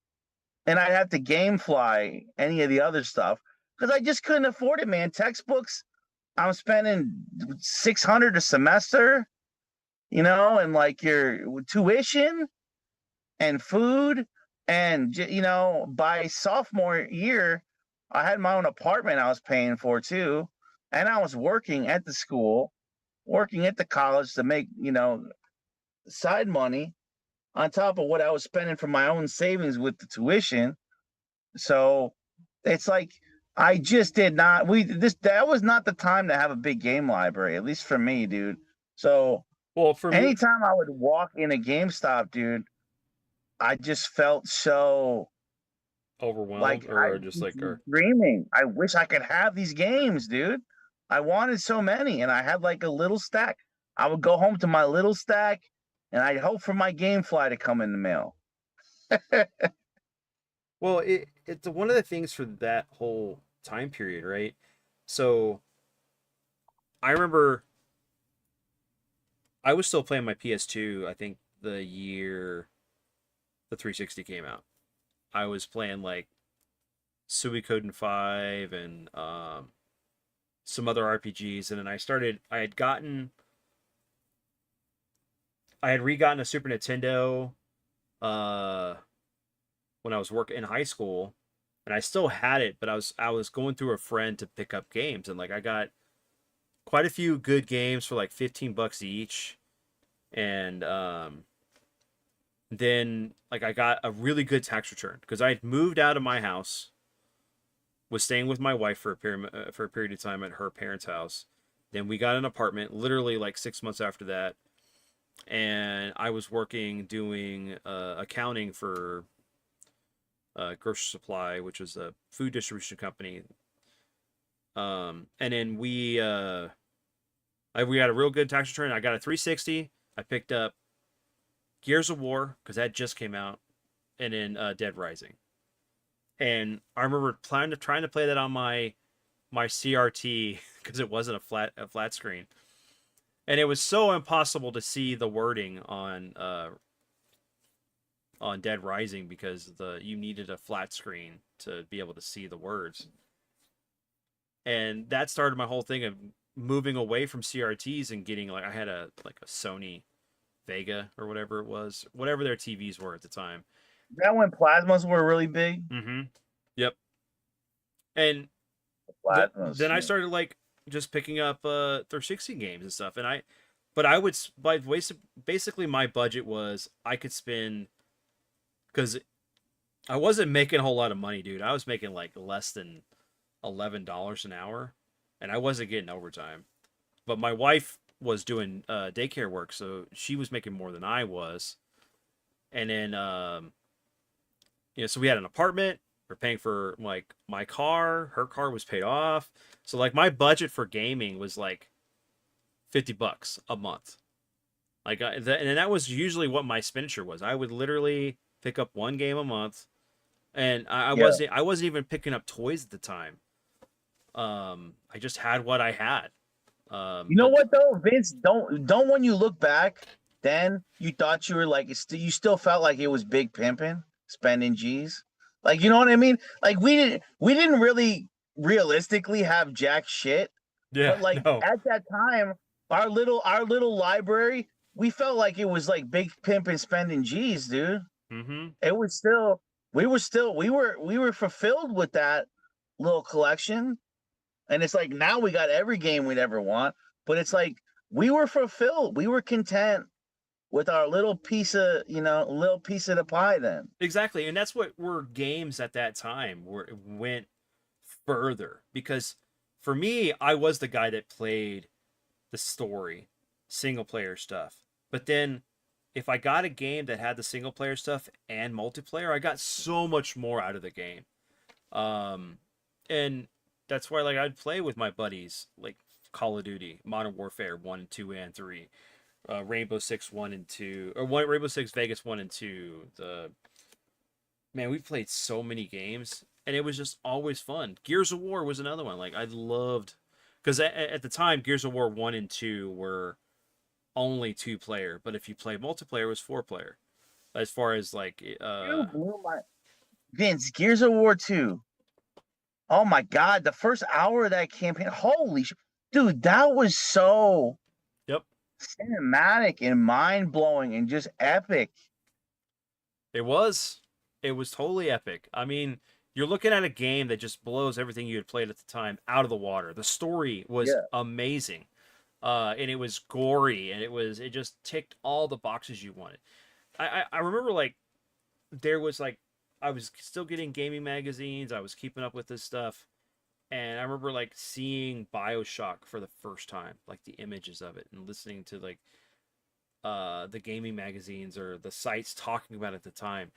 And BioShock blew my mind playing that game. I was so hyped when it came out. I got it. I sat down. I was so immersed. And that was the thing. I was like, look, I love retro gaming, but when Gears and BioShock became one of my favorite fucking first person shooters of all times.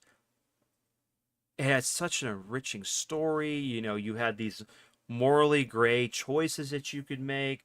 You got these plasmids, and it just blew my mind like how good this game was. And it was like such a great time to be alive, to be a gamer.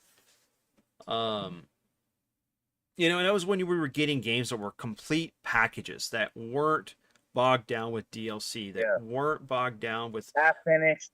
half-finished games, yeah, that needed to have patches to fix it. I mean, the 360 era, the PS3, I mean that whole those two consoles were amazing. And Yeah, I I just totally agree. like I love playing retro game. I have my favorite game of all time is Chrono Trigger. It'll always be Chrono Trigger. I love playing. I'm a gamer. I'm not a retro gamer. I'm not a modern gamer. I'm just a gamer. I like and enjoy games. I My channel is about enjoying things. I don't need to niche down, but I want to have that broad spectrum, this whole library of things that I enjoy. And you know, I've accumulated a lot of shit over my life in the last, 15 years of just when I've moved in from doing IT, I mean doing, you know, fucking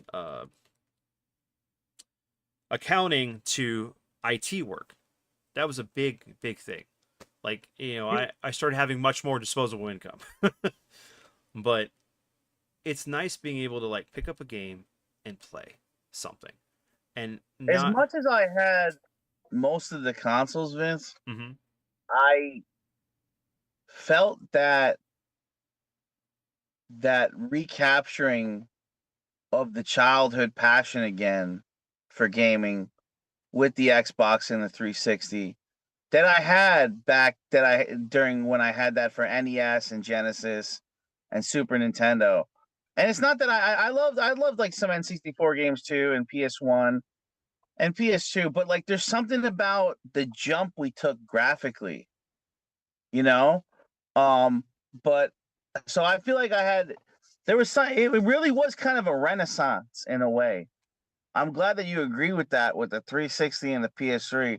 There was something of a renaissance in gaming at that time, and I really did recapture because I had never lost the love for gaming, but I really kind of connected again with that childhood imagination that I had, but as an adult with Xbox and 360. Mhm. It's really a special time to look back on. If you weren't a part of that magic when it happened, you wouldn't understand it. Like there's guys in our community and nothing no slant to them and what they enjoy and how they like enjoying their stuff. But it's like I do get surprised because the 360 and that what it brought to the table,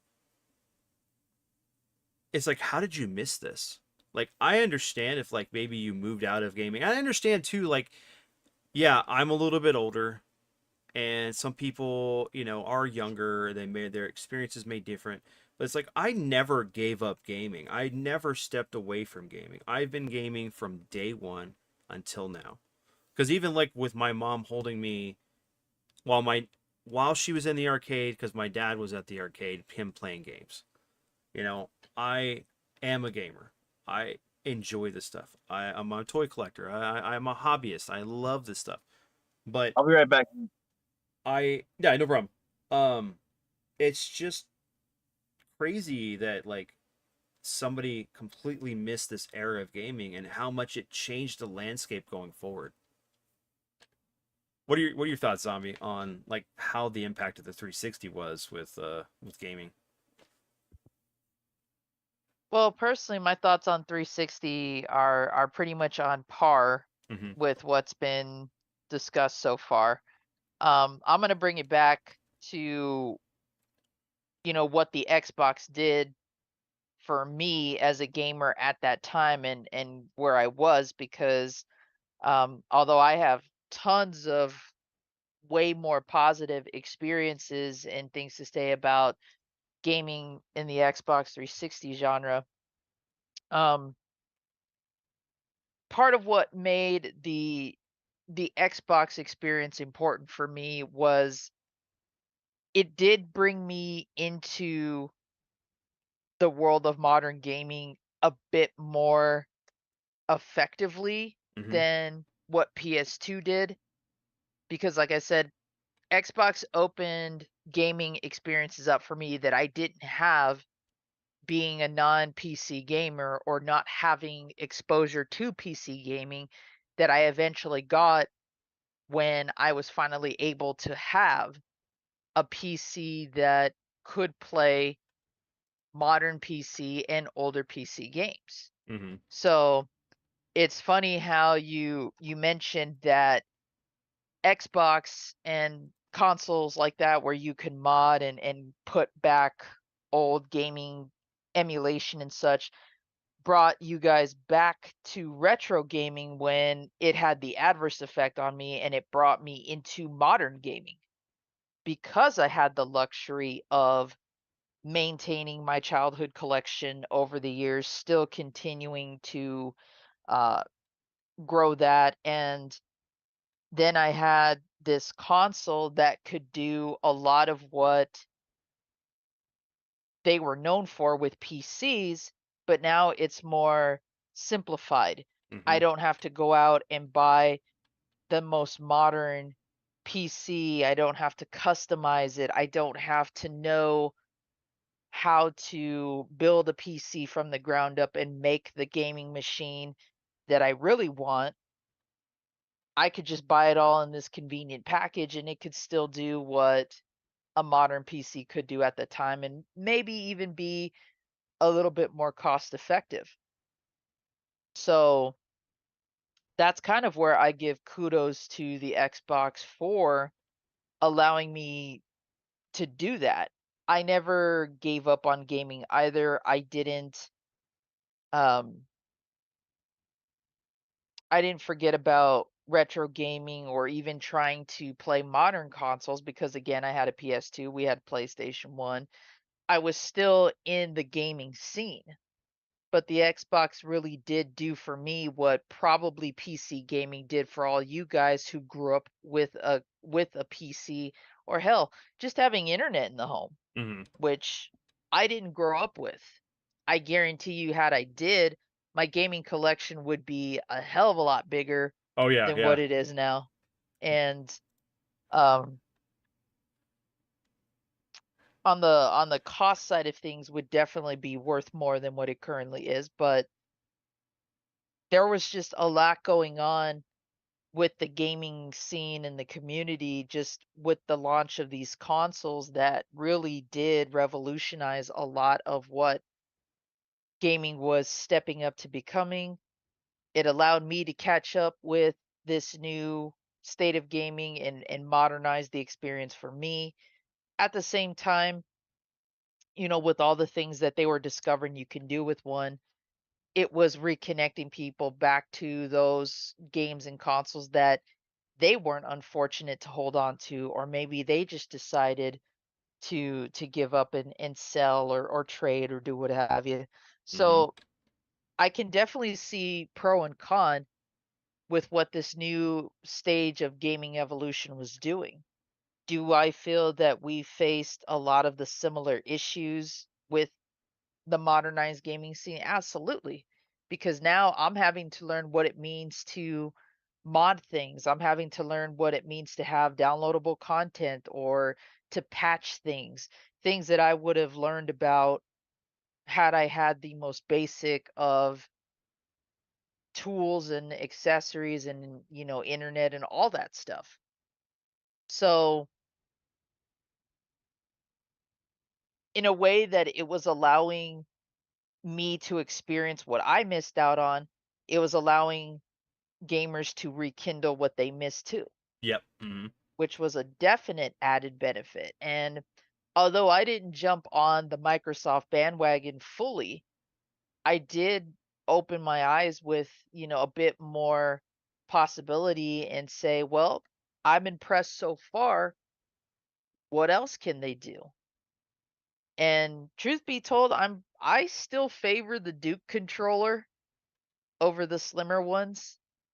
Um, and I also liked even the features that it had where you could disconnect the cables Yep. and make it so, it was easier to put away and contain, because going as far back as when we all learned our all had our first consoles, wrapping up the controllers, making sure nobody tripped on them or stepped on them. I mean, that was always a constant fear no matter what you had. Pulling the console off your entertainment center just because someone trips on the cable. Oh yeah. Mhm. Yeah. Yeah. So even being able to configure and store away things like that was a nice bonus in my opinion. Um, but it definitely paved the way to opening up the possibilities and the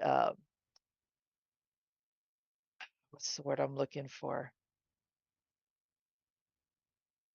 Variety. Optimism, Oh yeah. Well, optimism that I was starting to have about modern gaming, because I honestly felt like nothing was ever going to top what we grew up with.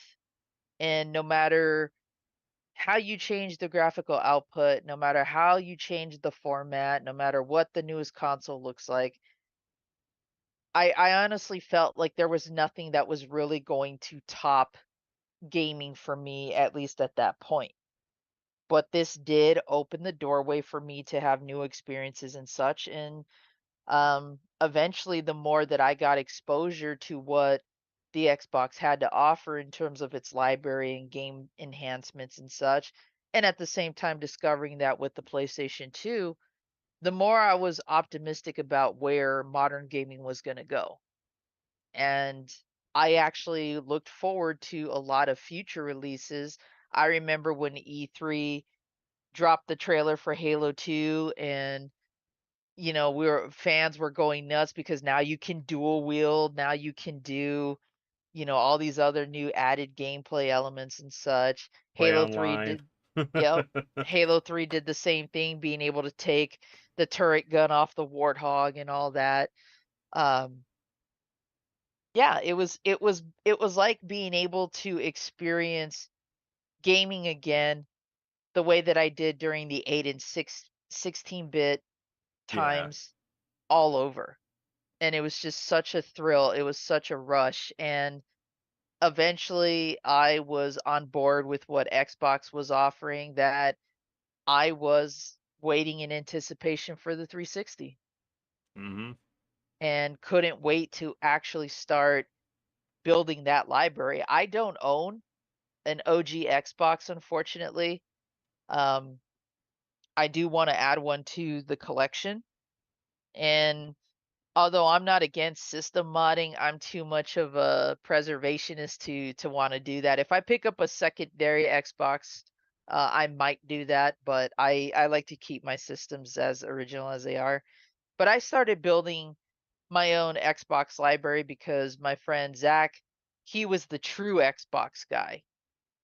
And I used to start buying games for us to play. And then, of course, just when the 360 hit and we started getting all these titles, Gears of War definitely be took over my Xbox obsession. The Dynasty Warrior games, my God, that was like those two those two series right there were my bread and butter when it came to 360. the Splatterhouse remake. Just, there was a lot to just really starting to look forward to. So I do owe a lot of my exposure to modern gaming to the original OG Xbox, and I still remember all the countless hours and days that we would spend just playing Halo. Hang 'em High was always a favorite, and just all those great college memories I had with that. I think that's one of the things too, and like I know we'll talk about this more like whenever they do the through whenever I get around to do the 360 episode. But like when Halo 3 came out, like that was the game that really kind of got me to really like the series because I enjoyed the story. Part of it was because the fact that like, and I'll be honest, and if Tombstone's watching, I've told him this before, but like my the whole reason why I got that game at first was for one to be able to play with my friends, but two, I wanted to complete the game 100%, all the trophies or the achievements before he did. Mhm. uh, we had this weird thing about like doing achievements and stuff and who could have the better gamer score. But that's a whole other aspect of it we haven't even talked about. But that's needs to be saved for the 360 episode. But like it introduced the Forge mode and being able to like make your own game types and make your own worlds based off the maps that were already pre-generated. So we created some really cool game maps. And like I credit Halo 3 because we met so many friends that I'm still friends with today that like I got to know their families. They actually came down and visited us. Um there's two brothers that we're still friends with and that we would have never been friends with them. It's like YouTube. I would have never been friends with you guys had I not done YouTube, but had I never played Halo, I would have never met them. And it brings this whole other aspect of meeting people and experiencing things. And had we not gotten the features that we got with Ethernets, with like broadband gaming, the whole landscape would have been different. I mean, had we not moved in that direction. Um, but it kind of gave me that feel of like what it was going and playing um, in an arcade setting, when you go play fighting games and stuff. You build up this community that you play with like every day and you become friends with these guys and that's what I really liked about the online aspect of what you got with the original Mhm. Xbox and 360 and the other consoles later on. Yeah, um yeah. absolutely. And that's why I look back on all those years. Just the Xbox allowed me to have the PC gaming experience without having to have a PC, Hmm. without having to have internet, because um I know nothing, and I admit that freely. I know nothing about PC gaming that much. I know nothing about building a PC from the ground up, which I was always told is the best approach. Hmm. Um, know your tech, know your hardware, build the gaming machine that you really want for a fraction of the price. And Xbox allowed me to have that experience that I missed out on. Hmm. And I lived in the dorms for the first 2.5 years of my college experience. So everybody was already familiar with PC gaming. Everybody was either playing Counter Strike on Tuesday nights. Um, I mentioned in chat that people who were playing Half-Life, Counter Strike, and a few other games were doing it on PC still. Nobody was touching home console ports. And I always heard the same thing. You don't play those games on home console. You play them on PC Mouse is the because, precision. yep. It's right here. Um, and that's what got me back into AVP 2, because that was another game that the guys in my dorm were circulating.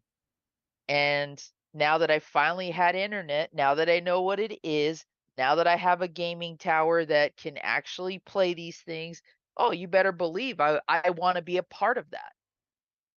Um, so it allowed me to have that exchange and that experience. And then next thing you know, again, we're making all these friends, like you said, because we're going to LAN parties, we're going to tourneys. Um, there just was a lot positively to look forward to. And I definitely owe it to that generation of gaming. Because I don't think I ever would have given the Xbox a second chance had I not gone to these tournaments, had I not met the friends that I did. One guy in our video game club was a heavy Halo enthusiast. When we used to advertise our club, he made his own Master Chief outfit out of cardboard Oh, that's awesome. um, and a paintball mask. That was the first time I'd ever seen something like that done. Uh, so I knew that Halo was definitely a big thing, just like what Smash Brothers still was on the GameCube. Like these were attention drawing games. So it's because of that that I got to network and meet all these people who I'm still friends with as well, and just overall rekindle what I missed from the Super Nintendo onward. Mm-hmm. Um, and like I said before, that it eventually gave me that optimism to say, okay, well, now what's Microsoft going to do next?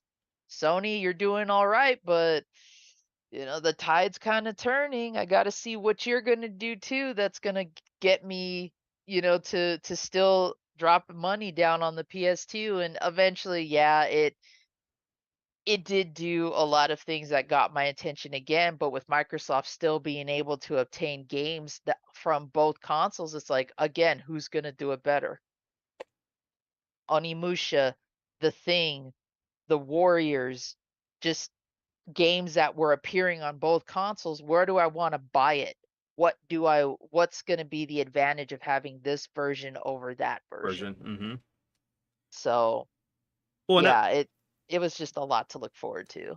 that was one of the cool aspects about it, is that you could literally build a library that would be exclusive to that console, even if there was a port on another one.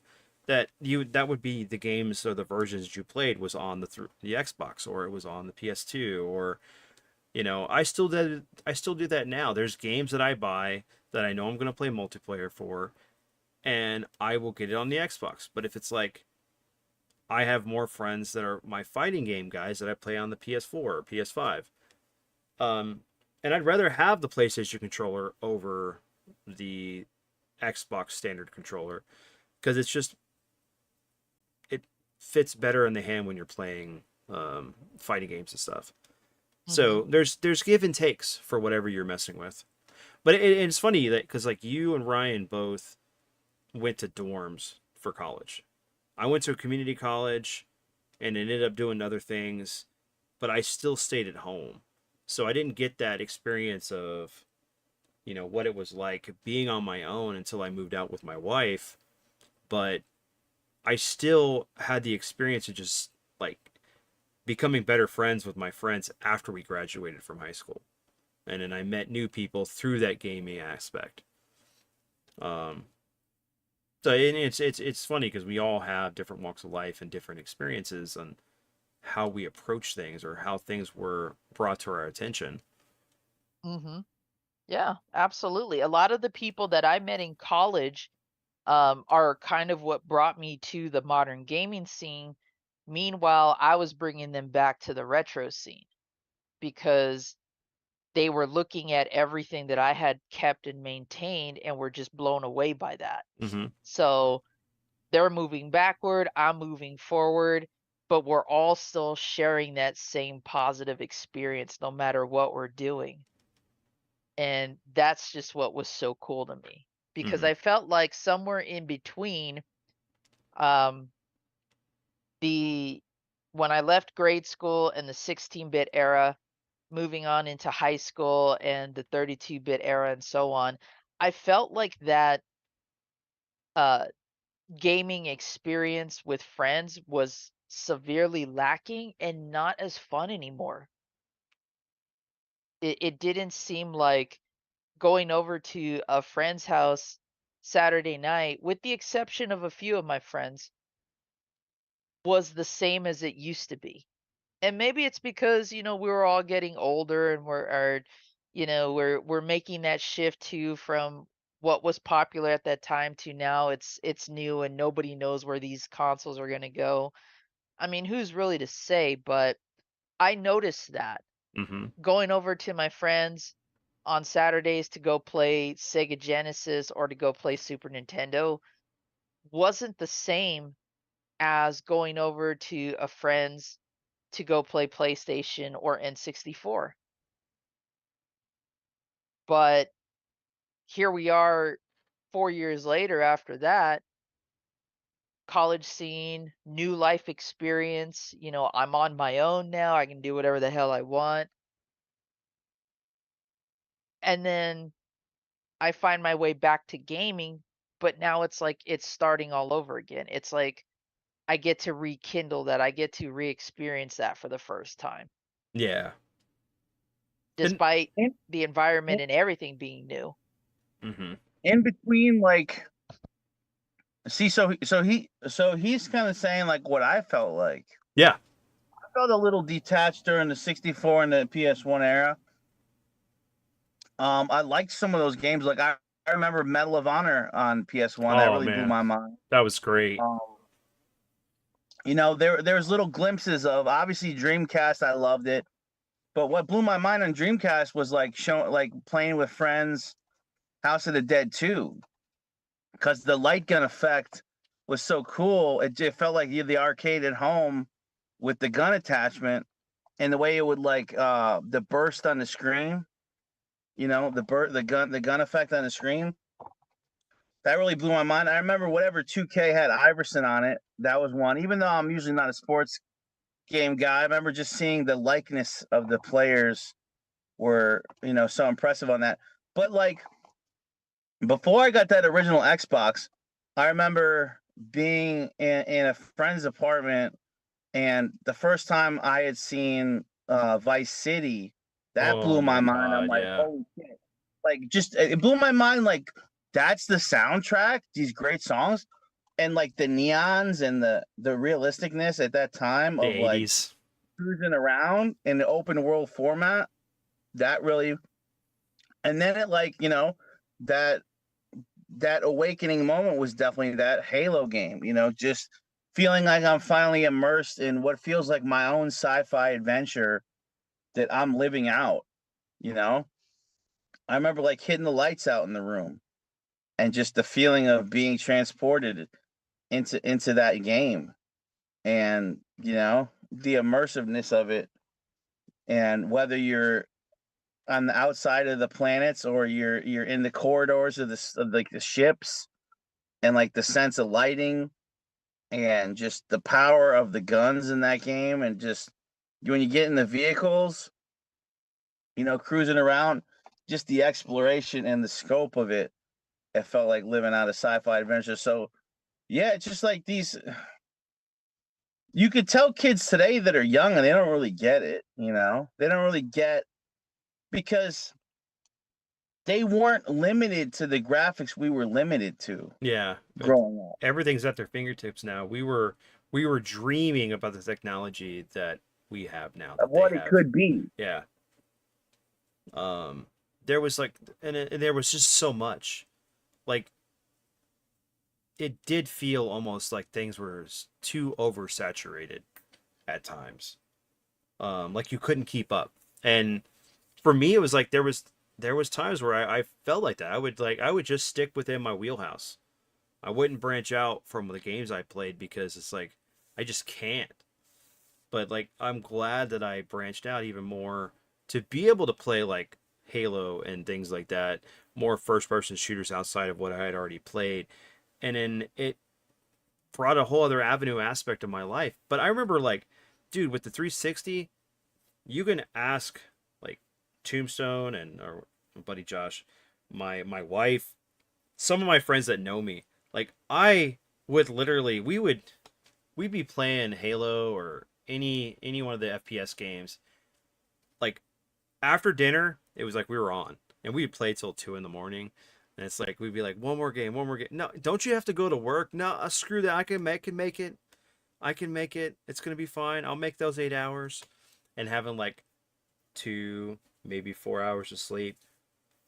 Wasn't it special too, having that monster of a system? Oh yeah, yeah. We felt like, okay, we were so lucky to grow up with arcades, right? But at the Mhm. same time, it's like only on vacation the feeling of getting to experience that realisticness, right? It's like only when you get to go to the arcade can you have that graphics level of an experience, right? Zombie, you can't get Afterburner realisticness on the NES. You know, you didn't feel that till you got to play that in the arcade and sit in that, you know? Mm-hmm. And it's like by the time of the Xbox and the 360, we brought arcades home. Like there was nothing, it felt like there was nothing we couldn't play at home that the arcade could give us anymore. You know? Because we were always looking for that. Like you would have, it felt like being at a private gaming expo when we'd go to arcades back then, because you never know what you're going to see and you couldn't duplicate it at home. You never knew what the newest Time Crisis was going to look like. You never knew what the newest sit down Star Wars game was going to feel like. You never knew what the latest racer you would sit down and with the steering wheel would be like. How realistic those were getting. That felt like you were driving in a race. You know what I mean? Mhm. And it's like this was a big deal that, because even with the original Xbox, we got glimpses of what the 360 was going to be fully realized for that.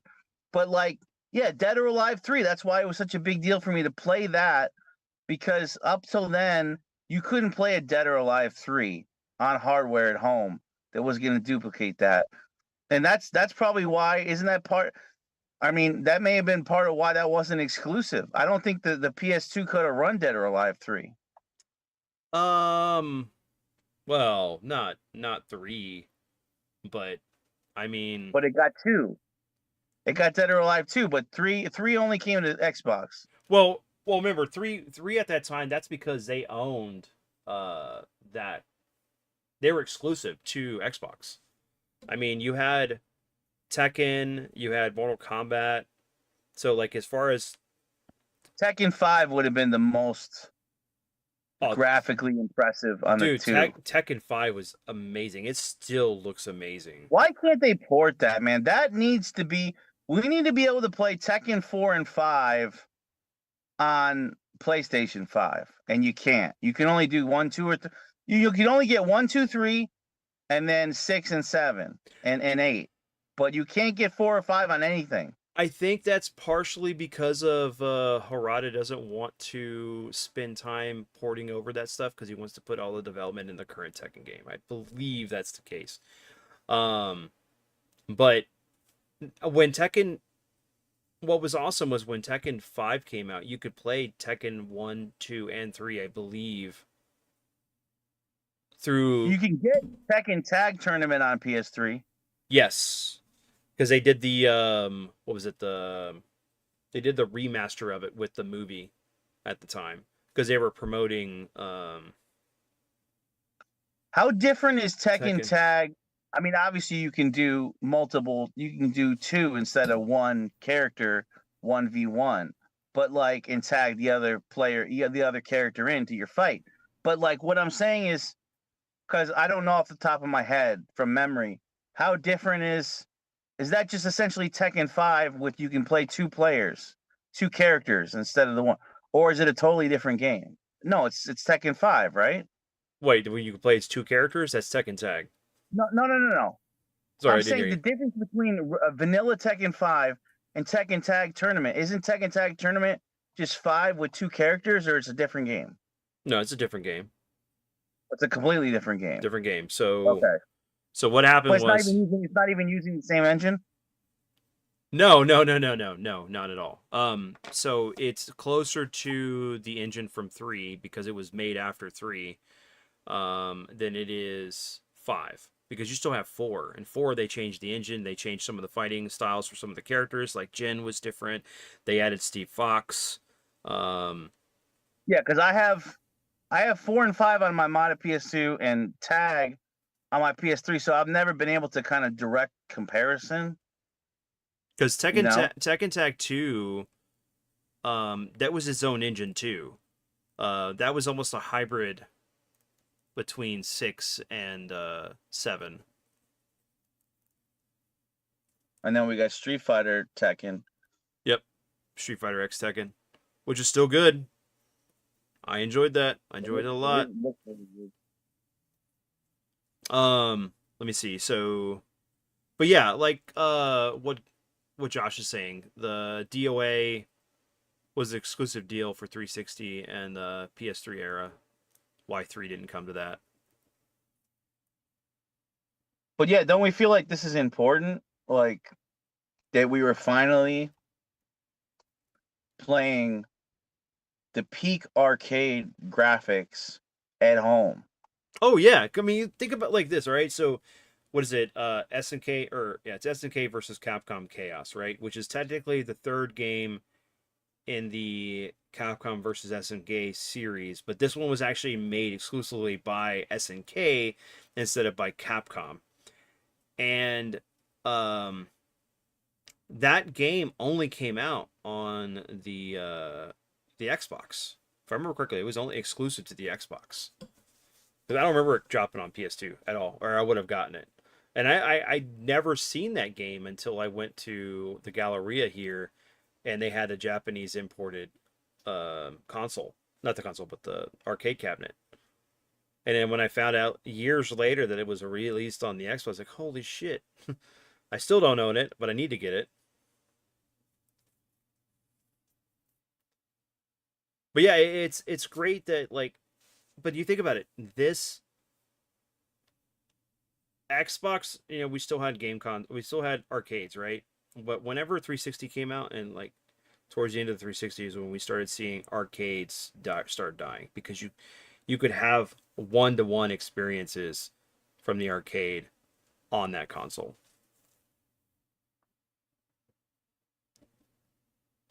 Zombie will tell you too. When we did the trio Mm-hmm. episode on what was it, Zombie? How important are graphics? I was on like the fanboy end of, at least in my younger years, just trying to see. I always wanted to see what's the most impressive graphically. I don't know what that's about.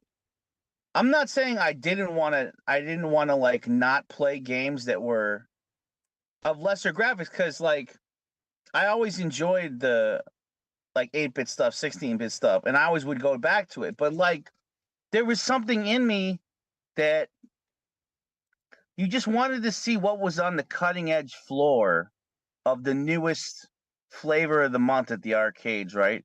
There was a certain excitement to that. The realism of the facial likenesses getting closer, the racing games getting closer to a real feel of that, the first person shooters, like your Time Crisis light gun games getting more realistic feeling. I don't know. Like did you ever feel like that way? Like where, and that's why maybe I got so excited come to the Xbox era that we finally fully realized what graphics could be. The amazing graphics, you know? Oh yeah. It's funny because, like, I remember being part of that conversation with people, like they're, oh man, it's all about graphics, it's all about this, and it's like, it is, but there's more to it than just graphics. But it's so great that, like, we get this realistic look to characters now. Like, there's like, it almost looks like we're looking at a one-to-one image of real life in a video game at some points. We're not at the level of Unreal, or the Uncanny Valley yet, but we're getting pretty damn close to. Dude, to the extent that Vince, we're spoiled by it, because like when they're slightly off on a game these days, they get roasted the fuck out by like forums. Like, look at this face on this character. Like remember? Mm-hmm. Like some of the heat like Mass Effect 4 even took. Like look at this, like look at the facial likeness on some of these characters.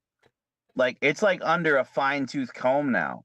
Oh where yeah, if you especially if with you 2. don't nail it, Mm-hmm. if you don't nail it with your likeness of the characters, they're gonna let you fucking hear about it. They're gonna let you hear about it like it's fucking Sonic the movie.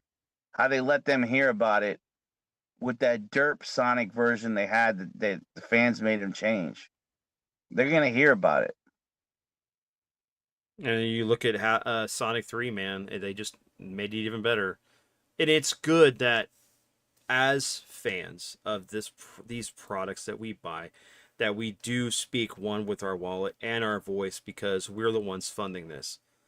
And we shouldn't allow these fake fanboys to silence us when we're like, we want something to work. That's why Sonic, the director listened to the fans, and we got a fantastic movie from it with a design for Sonic that looks like he popped off the screen. And we shouldn't allow people to tell us not to do these things. We should be very vocal about stuff.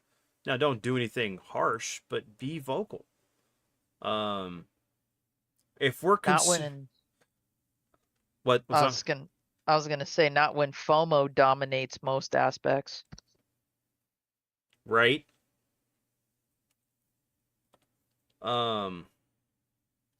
You look at That girl, Destiny.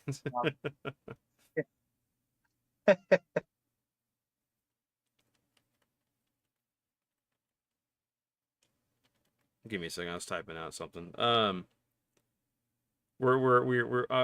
seems like we're having a conversation about Half-Life in the chat here. I love Half-Life. I love that series. Fear of missing out, big boobs. Fear of missing out on big boobs. Well, that's fine, but not every video game has big boobs, so. Human T Sonic. Oh my god. Have we reduced boobs in games for today's culture? They try to. But I'll tell you what, it was first and foremost on a lot of the 360 stuff. And I wasn't complaining about excessive boobage. It was fully on display in Rumble Roses and Dead or Alive 4 and all the DOA beach volleyballs. DOA beach volleyballs, or the Sinara games. That's a whole other thing. There was a lot of fan service with the Xbox, Things weren't diminished because of outcry for whatever. Whether it be social justice or, people. They were letting shit be violent. They were letting shit be tits and ass because it's a video game. Just like movies. Movies are movies. Let people experience how they want to experience what they want to experience, as long as it's within reason. Nobody was getting offended. No, nobody was getting offended. Nobody was like, guys, Xbox, listen,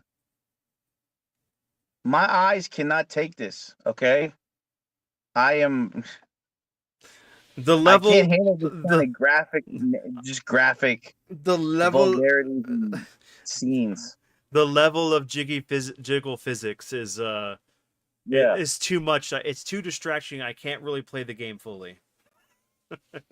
It's hard to play one-handed. No, I'm sorry. Listen, jiggle physics never hurt anybody. No, it didn't. It did not. If you don't want to play it, don't buy it.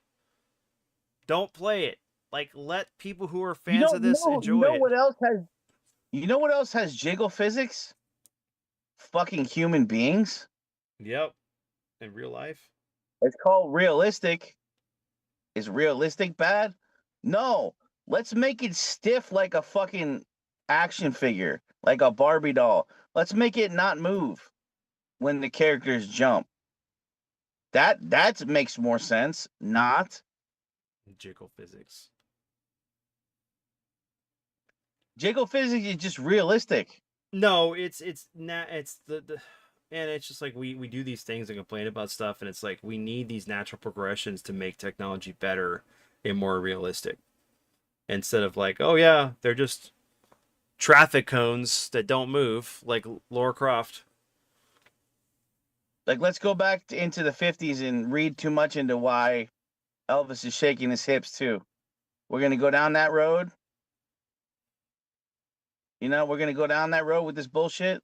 Dude, it's so weird. I mean, that's that like that whole all the nonsense that was going on with like the Gamergate bullshit, and then there's a freaking mosquito in my house. What the hell? Anyway, shit, what was it? I don't know, man. It's frustrating because you can see where games are going a certain direction, and then they course correct because they're too worried about allowing the story or the way a character looks a certain way. I mean, you think about, like, I finished Dragon Quest 3 HD 2D HD, right? And everybody was complaining because they changed the model of one of the characters so she's less provocative, that you barely even see in the game. I mean, it's like, for one, I don't even know why it was like needed to be changed, but then again, I don't understand, like, if it wasn't front and center, why are we complaining about it? It's like Tifa in Final Fantasy VII, right? Look, I love that game. Tifa is best waifu, right? But she's wearing a sports bra, which is understandable because she's a fighter. She doesn't need to have her jiggle physics flippity floppities going everywhere as she's beating, which would be great, but it doesn't matter. It's like I don't know. It's whatever. Is that the new Cosby Jello he's selling? Jiggle physics. Jiggle physics. I can't even say it right. It's the flippity I floppities. would like to take the opportunity to talk about the jiggle physics. Level player. Was it level 1 online plays some Resident Evil mods with amazing jiggle physics. So, what are you fucking Jay-Z, Vince? Jizzle. I can't talk, bro. I can't talk. I'm sorry. Jizzle, my fizzle, my bizzle. It's like maybe I need to work on the double J's, or the J's and G's together. Sexy Jill outfits, and his graphics card is amazing. Dude, I've seen some of those videos. Not his videos, but I've seen people do the mods, and it's like, wow, Jill's well endowed with those ballistic missiles. Yes, Tifa is hot.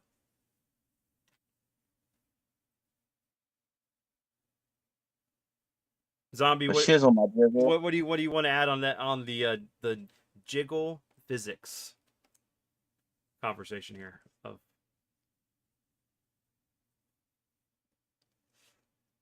there's not much to add, really. Okay.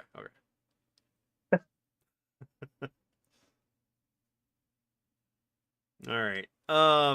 Anything else we want to talk about for this before we end the episode? Zombie, take over. I've said enough.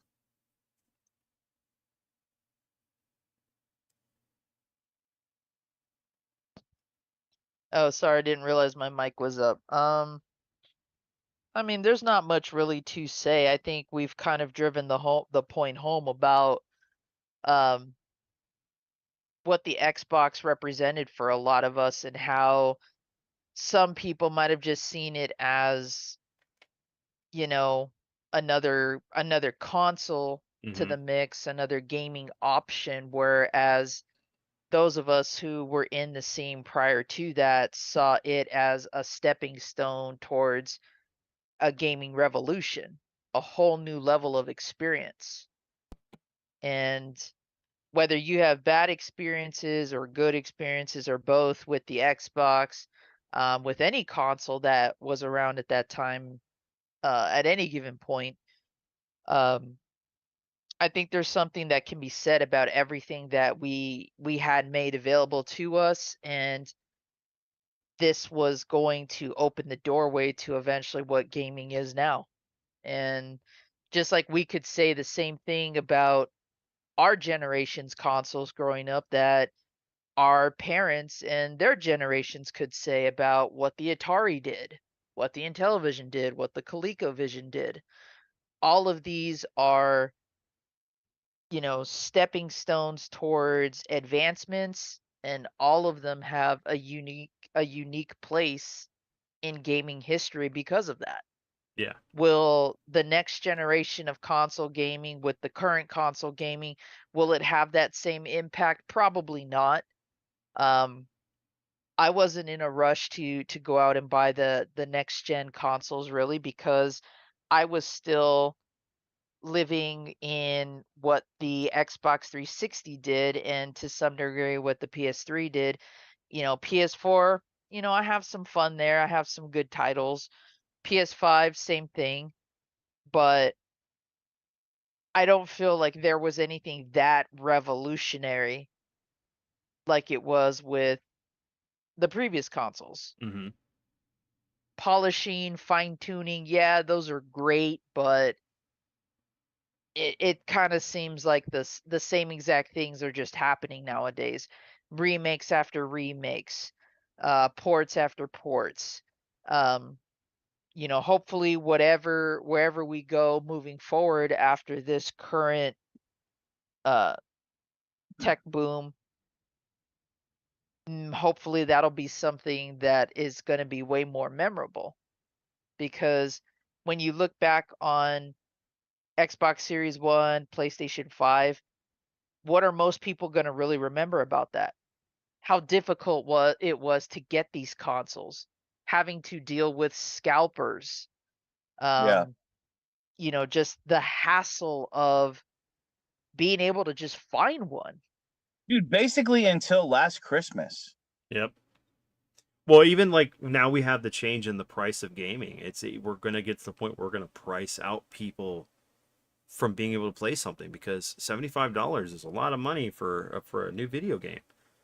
Hmm. And then on top of that, we don't know what the future holds for Microsoft with their Xbox console, with whatever they do after this, because we know they want to go to a subscription service model, especially with the Game Pass.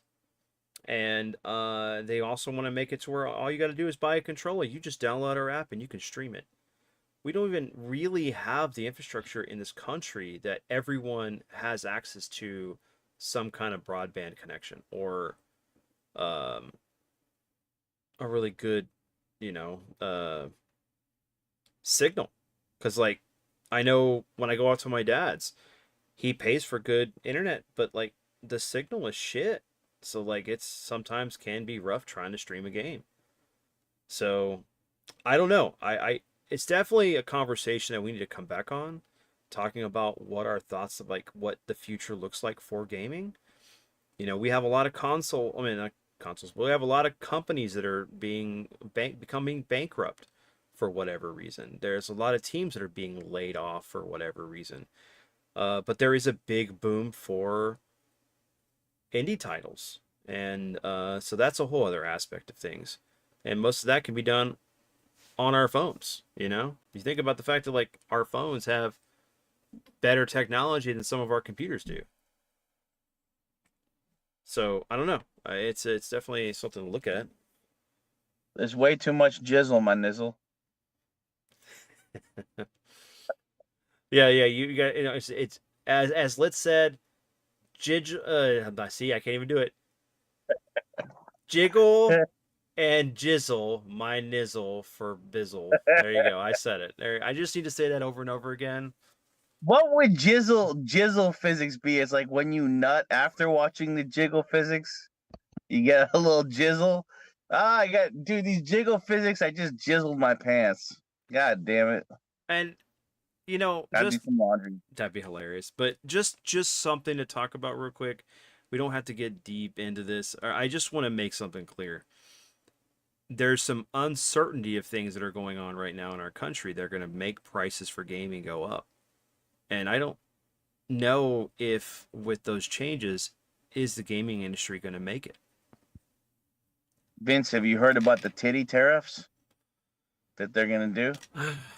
Well, they're bigly huge. As long as Jiggle I- fingers, okay? as long as We're there's gonna no have there's no tax titty on, you tariffs know, I for the can't. bigly huge shooters, okay? We're gonna have so many titty tariffs, okay?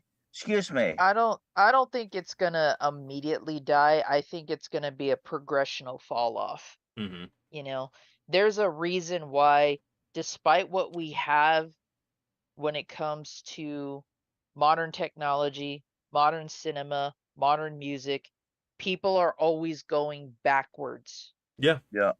People are always going back to what they remember being great at their given points in their life. There's always a draw to go back to what was remembered and what was current at the time than there is about moving forward, because let's be real. As society moves backwards, so does our need for that level of entertainment. We're not being progressive, we're regressing. We're going back into the dark ages of intelligence, well-being, societal movements, all of that. Hmm. The only way you're going to compensate, the only way you're going to be able to handle that type of degression is by going backwards and finding what made you happy back then. Yeah, you're gonna have to self-medicate as far as not, and I'm not talking about drugs, but I'm saying you're gonna have to find something that reconnects you to your past that makes you happy to be able Hmm. to get past the stuff that's gonna happen. And And yeah, go ahead. the reason why I can say that confidently is because as a collector, as a preservationist, as a self-proclaimed gaming historian, I know Norm said it first, he called himself that first, but I'm going to say I'm also a gaming historian in my own way. I know that firsthand because when I think back on any time I reconnected somebody with a game, with a console, with an action figure, with a movie, CD, vinyl, whatever the hell it was,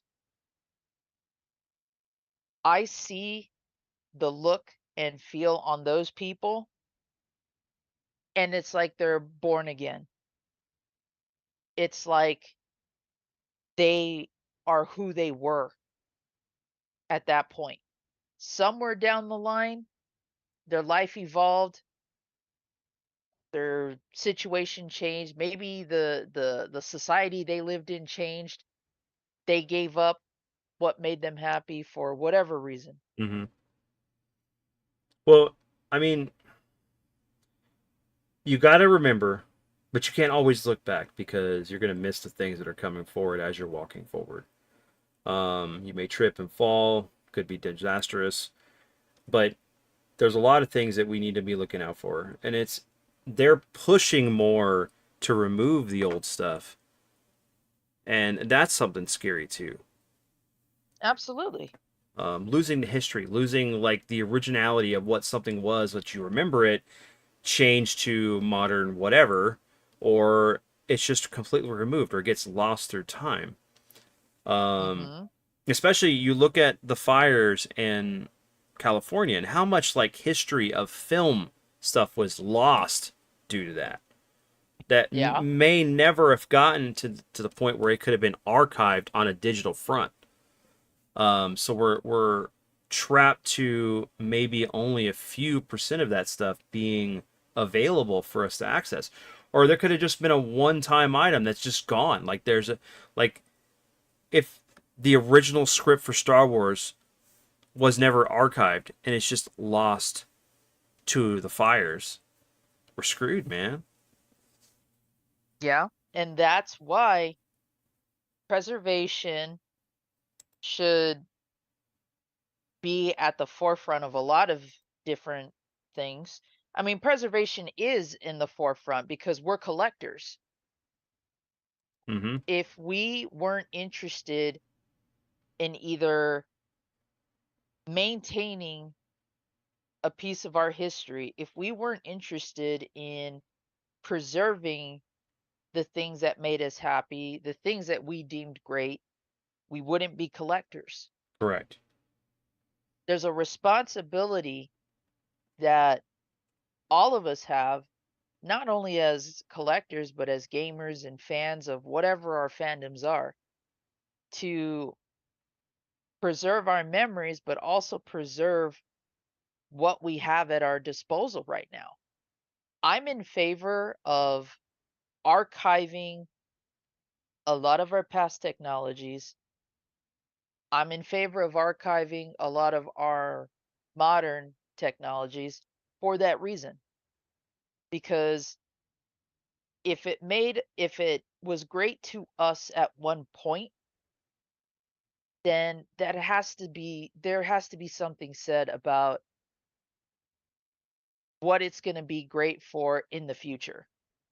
There's a reason why our kids look to our generation of gaming. Mm-hmm.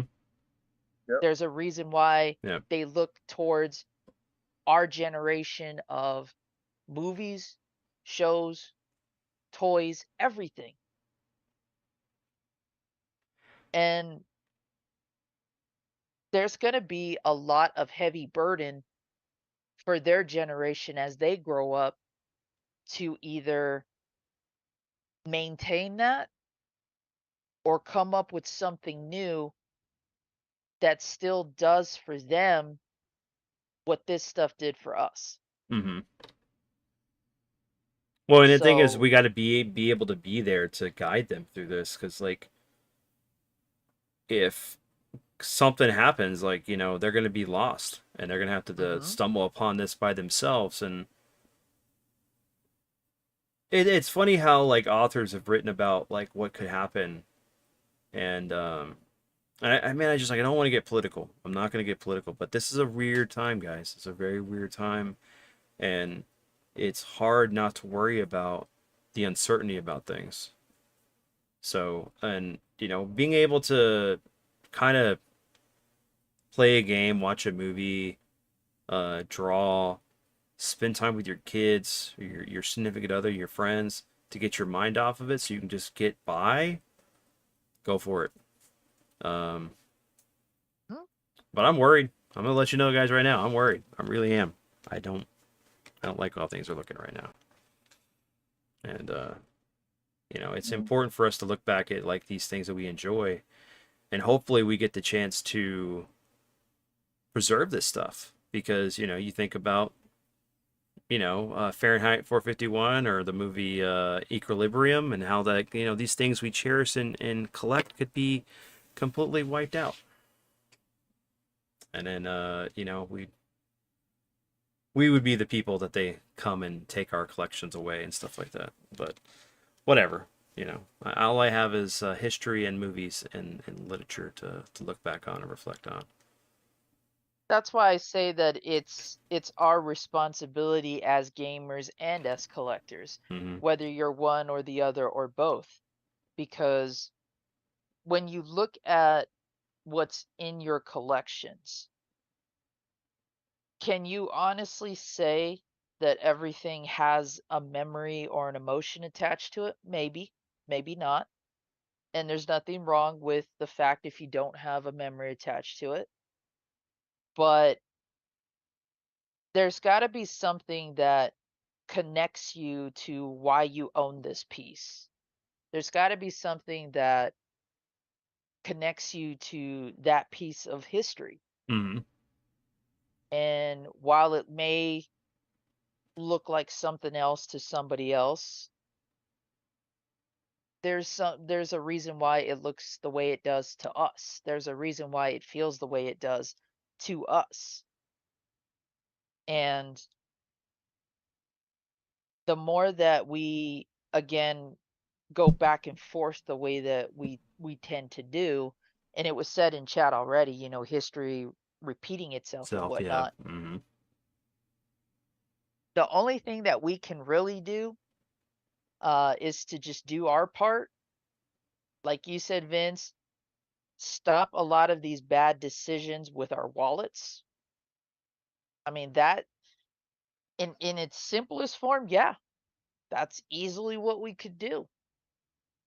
But let's face it, FOMO and a bunch of other things can really take the logic out of that. Our gaming market wouldn't be the way that it is if people weren't shopping the way that they Mm-hmm. weren't dropping serious cash on things just because Of some status. you yeah, some Yeah. status or something that a YouTuber owned or because a YouTuber said this was valuable. In all actuality, the true value comes from who owns it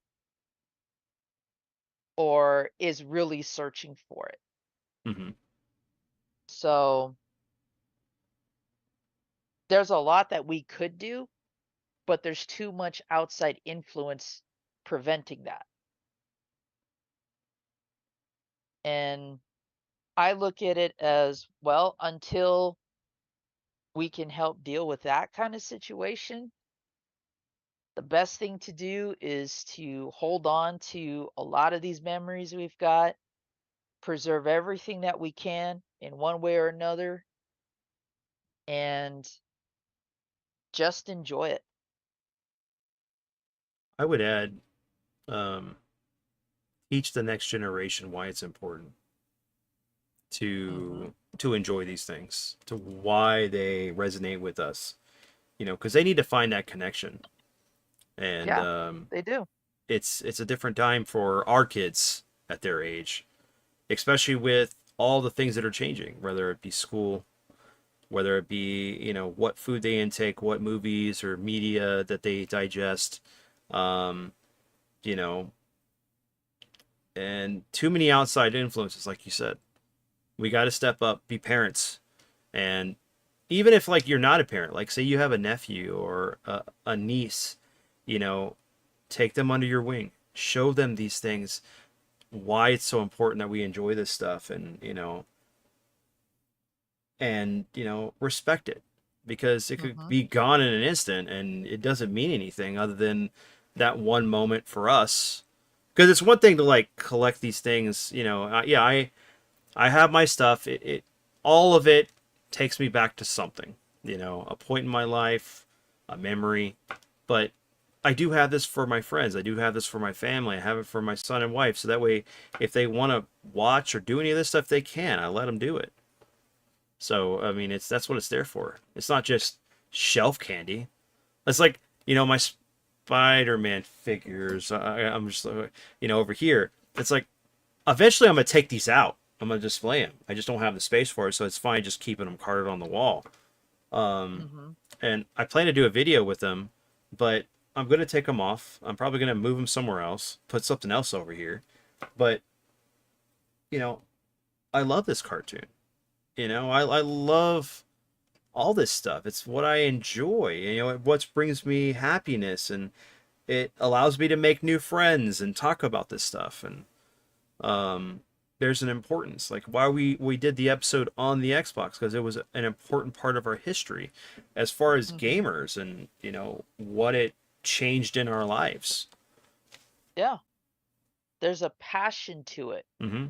That's how you know the difference between someone who is a true fan, a true collector, versus somebody who's just on the hype train.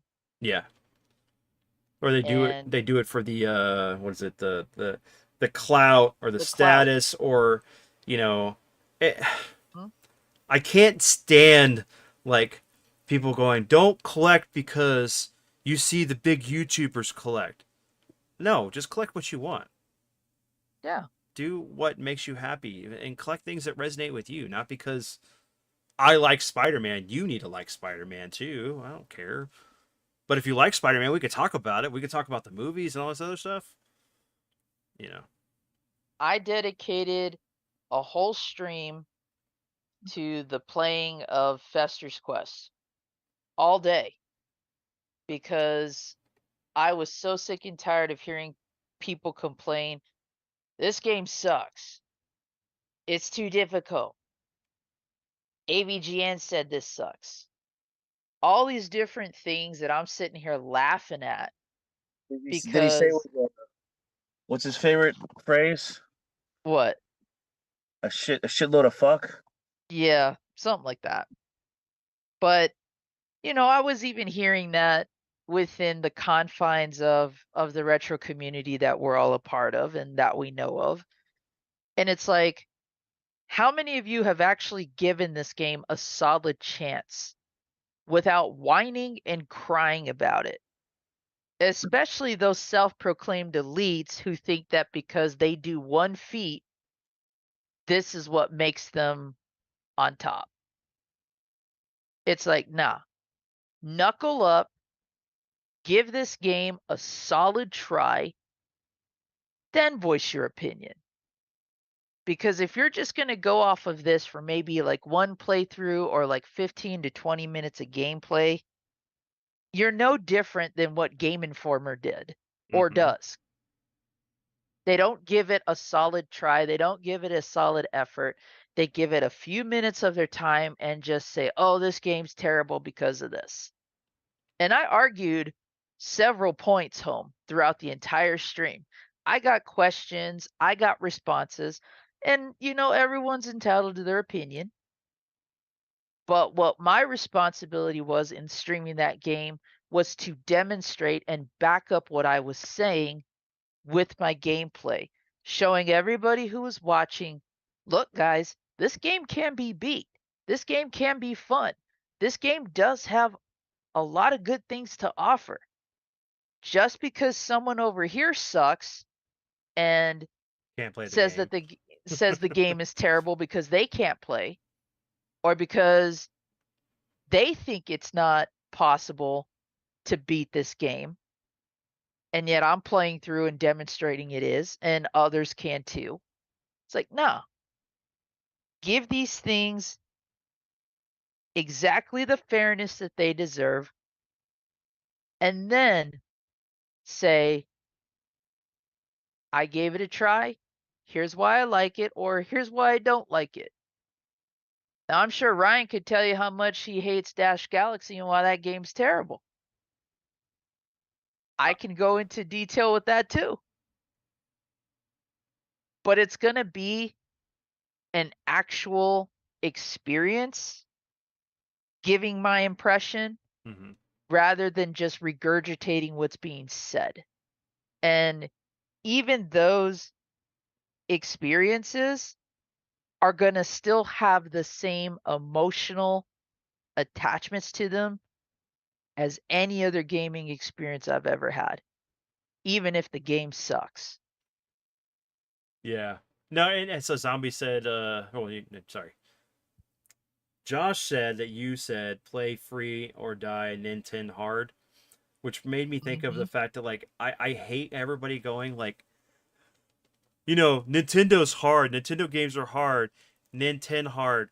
And it's like, that the reason why those games were hard were because of the fact that they knew that we had a renters market here, and they didn't want guys going in and renting, or kids renting these games and beating them too fast, and then they would never have a game sold.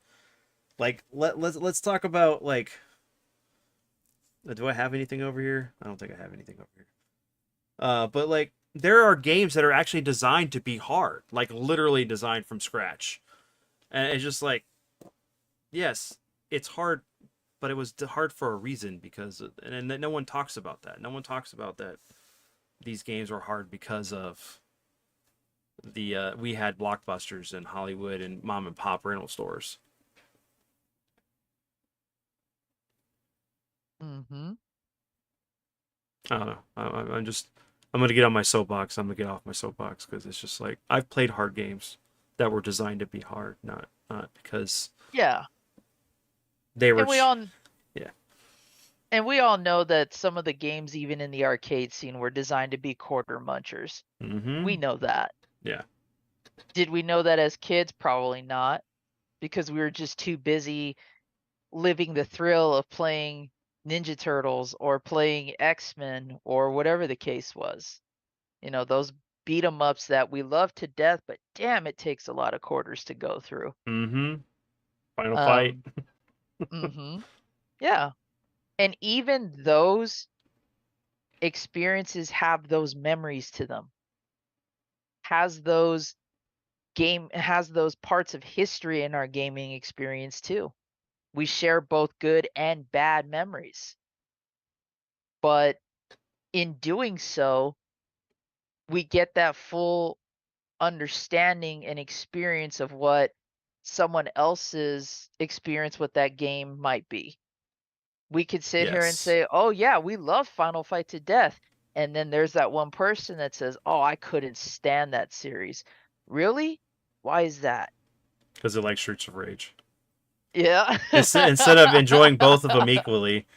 Yeah, I know that. That's because I'm unfortunately one of those guys that like I love Metal Gear, but I can't get it. Uh-huh. I can't get into any game that emulates that type of like stealth combat. So like Like Siphon Filter there's or Perfect Dark? yep, or I would even the Splinter Cell series. You know, Splinter Cell? yeah, Yeah. it's like because I like what Kojima did here. It's like, but you know that was just me back then. I've played some of those games now, but it's like I was that guy or that kid that was like, Metal Gear's the shit. That's the hill I'm dying on. Screw all these Mhm. other copy games that are not like it. Which takes me back to our point about the whole console wars and everything like that. At one point, this is what we may have been like. We were either in favor of one thing or the other, not even considering giving a chance to this other competitor. And Xbox was no different for me. Nintendo had started to lose my fandom. Sony was starting to get it from Nintendo. And then Xbox enters the scene, and I'm like, well, I mean, Microsoft makes computers, so I guess this will be good, but what do they really have to offer? Mm-hmm. Do they have And the backing of the big three developers at the time? Capcom, Konami, and Square. mhm. Yep. And the more that we could sit there and just relish those moments, both good and bad, it all just comes back to this idea of,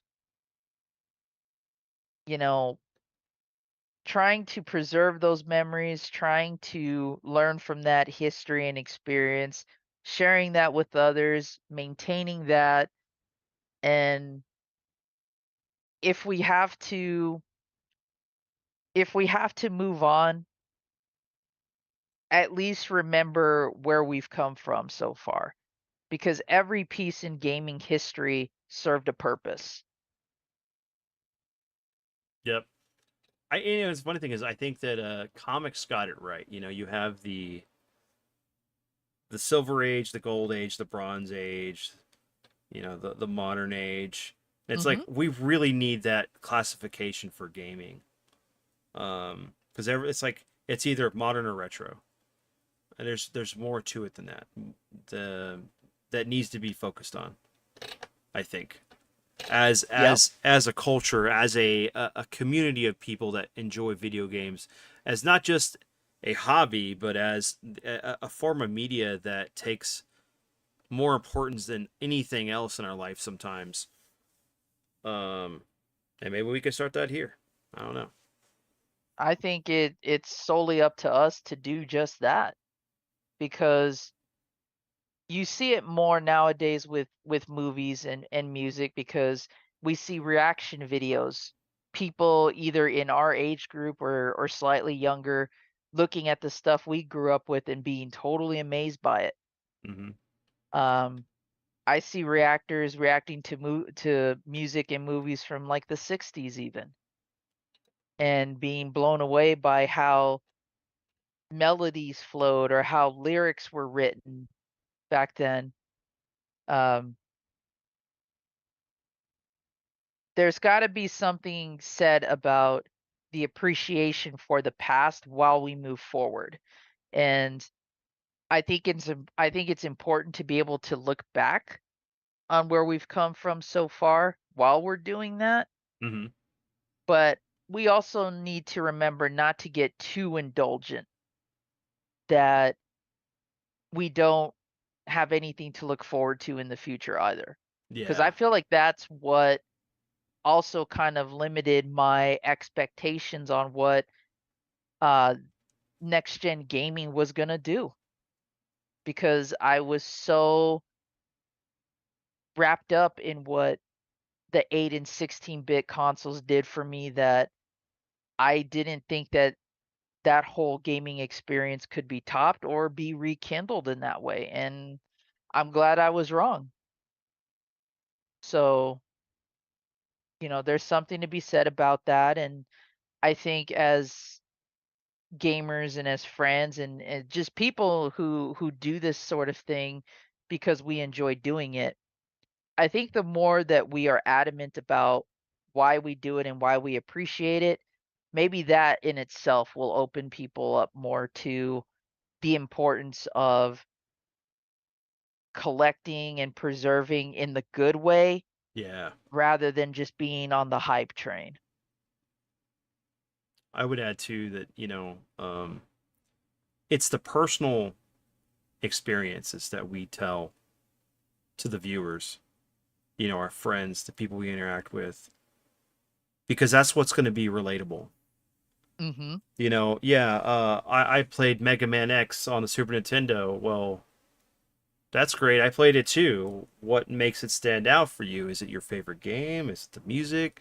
What about it that's outside of just the fact that you can play the game, or you can speed run it, or you can no death run it? I mean, that's great to watch, but like, what? I need more substance, more value out of that.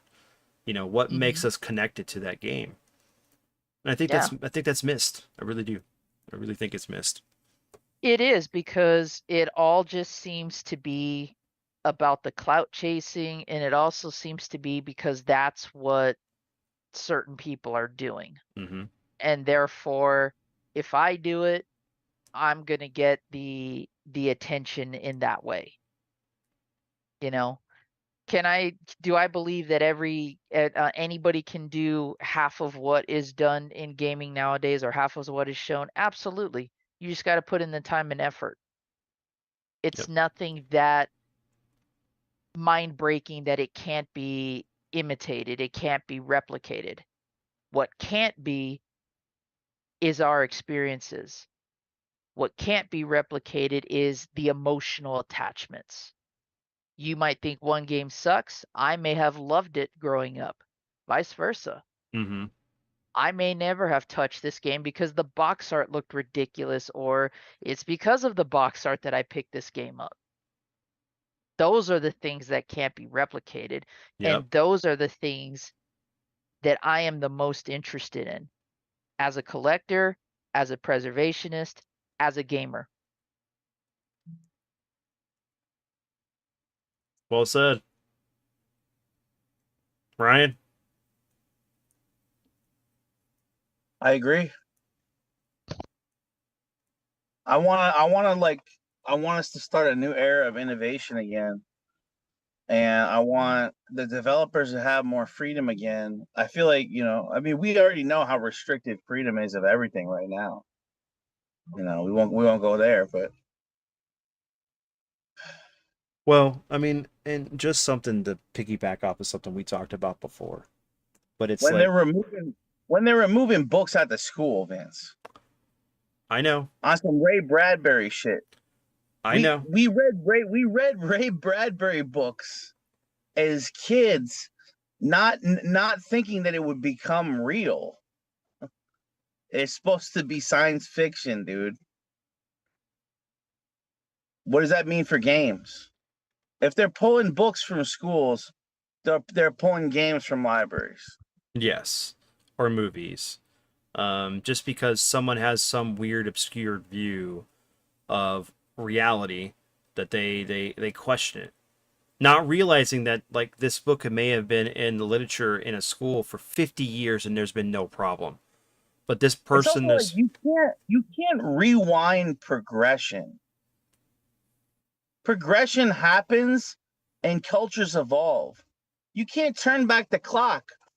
We can't like go right now and go back to caveman era. Last time I checked, we can't do that. So who are we fooling? hmm You can't rewind progression. If culture evolves, it's gonna continue to evolve. You can't go back to Leave It to Beaver times.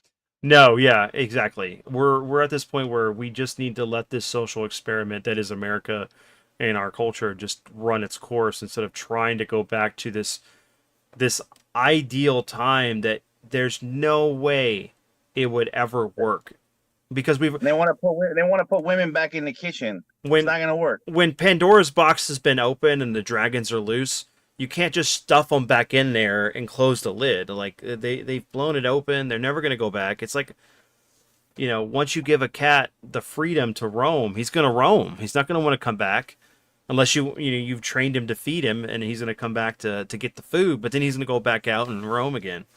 But going back to the whole thing of like missed opportunities and things, it's like we just got a new Donkey Kong game, right, guys? Look at this. It's a new game. No, this is a repackage, re-release of the Wii game, but we couldn't get a new game, like a physically new game. You guys took the time to create a new Donkey Kong Country game from scratch. Maybe No, make not since Tropical Freeze. We haven't had a new motherfucking Donkey Kong since Tropical Freeze on the Wii U.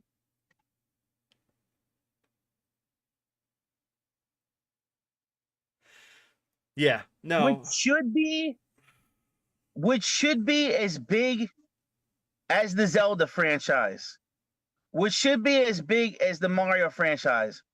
Donkey Kong games, especially within the Donkey Kong Country universe, should be on par level with a Mario or a Zelda release, and only to the effect of the fact that they've been sleeping on one of their best franchises, they are to blame on this one. well, I mean, like, just look at Nintendo, right? They decided that they were going to make these Donkey Konga games and these other not Donkey Kong game at all. It's just like name and skin only. And they're like, well, I guess no one likes the franchise, so we're just not going to touch it again until like the Wii. And then that one does really well. Then they do Tropical Freeze, and then we haven't got the new Donkey Kong game. And then we got Seth Rogen There's no excuse for that. doing Donkey Kong's voice and giving us that awful laugh. Now Donkey Kong's tainted with Yeah, all we get is Seth Rogen stoner ass doing Donkey Kong. right, yeah. I just, man, it just, how long did it take for us to get a new Metroid game? How long? Stoner Kong. Stoner Kong. I mean, how long? It's like, how long has it been since we got a Castlevania game that's not been a repackage of a collection? I mean, even Metal Gear, the new Metal Gear game, is just a remake of 3. But that's because Kojima's not under the helm anymore. There's reasons why sometimes these things just don't happen, because the people that were a part of the making of it don't exist at that company anymore. You think of, like, we haven't gotten a new Mega Man X game. We didn't get a Mega Man Legends game that got canceled. Just because Inafune left or was fired or whatever. I mean, hell, even Sakaguchi came back to Square, so we got a new game here, which is pretty cool. I was playing this a little bit earlier, the Fantasian Neo Dimension, but this game was originally on the Apple Play Store or whatever, so you can only really play it on the Apple an iPad, unless you had like whatever that thing is. But he wants to make a new game in the vein of Final Fantasy VI. I'm good. Like I'd love even just a sequel of Final Fantasy VI. But it just sucks. It's like there's opportunities that we could be doing, and they could be making these games that people want. It took forever to get from Devil May Cry 4 to Devil May Cry 5. It took even longer to get an Onimusha 4. I mean, like, I'm gonna be dead before we get something.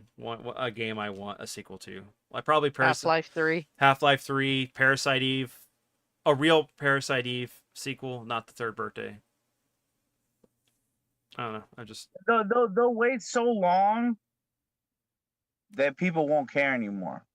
They'll Yes. wait like 3 decades too long, and then they'll do it. A sequel to Chrono Trigger. I'm sorry, Chrono Break. Square. Where's Chrono Break? The game that you guys trademarked the name, and you guys were gonna work on, and it went out the window. Then you were like, well, let's see how the sales for the DS version go. Where's my game, guys? Where's my game? I think they just thought that they give you that Chrono Cross, whatever, the remaster, which I'm and they thought fine you'd with. be okay with that. I bought it digitally, I bought it physically, and I bought it digitally on my PS5. Where's my game, Square? Where's my game, damn it? I'm sorry. Where's my remake of like Chrono Trigger? Just like take Dragon Quest 11, take that engine and just remake Chrono Trigger. Give it to me, guys. Come on. I will buy 10 copies and give it to people. Just make my game, guys. I'm willing to give you money, like at least 10 times just for that game.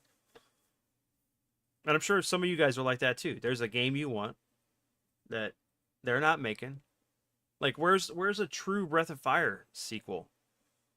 I don't want fucking Monster Hunter. I want Breath of Fire. This is going to be turning into Vince complaining here. Yeah, we got a new Onimusha coming in 2026.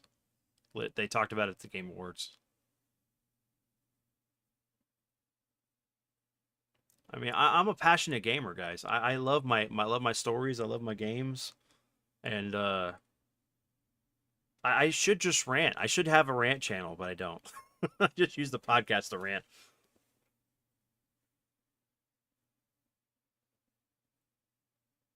Any games that you guys want to come back, Ryan?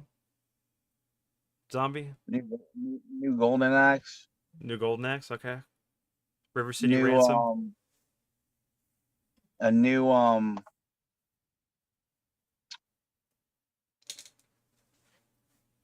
can't think of the name. What the fuck, Master Higgins? What's that?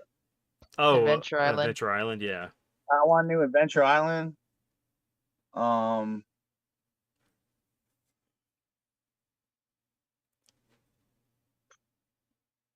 Damn, I always have a million, and then when I get asked, you can't think of it. Well, Lit said we'll be dead by the time we get GTA 7. Yeah, I'll probably be dead by the time we get Red Dead Redemption 3. Let's see, Bloody Roar, Josh said. Duke Nukem Forever took 20 years plus. Another Killer Instinct. I hope we get another Dead or Alive. Capcom, where's my Darkstalkers? Yeah, exactly. Yes, Josh, you're right. Where's the modern Darkstalkers? Dude, just take the freaking Street Fighter 6 engine, reskin it with like all the characters for Darkstalkers. Let's go. Here's my money. Where's my wallet? Can they not have like? I don't know about some of the bug eyes. Here's my wallet. And the Street Fighter engine. Just. You know what I'm saying though? I love the Street Fighter games. How come sometimes they gotta have the bug eyes? I don't know. Remember like Blanka in Street Fighter 4? Mm-hmm. They go for that anime style. Some eggs in his eyes, like some huevos. He's got some balls. Want some bug eyes. Zombie, you got anything? You got something that you would love to see And like be Chris brought Tucker. back? Have a full on sequel too? Oh, my answer is always going to be the same. Okay. I would love to see Bubsy. no. I would love to see a version of Monster Party with all the licensed characters that they had intended. hmm So that means Mark would fight a Xenomorph, a Mogwai turned Gremlin, um, a monkey from Planet of the Apes, all the different licensed characters that the prototype ROM has in it. I would like to see that actually made, whether it's for 8-bit or next gen console. I'd accept a Switch version of that game if they put all the licensed characters in it, and or a sequel.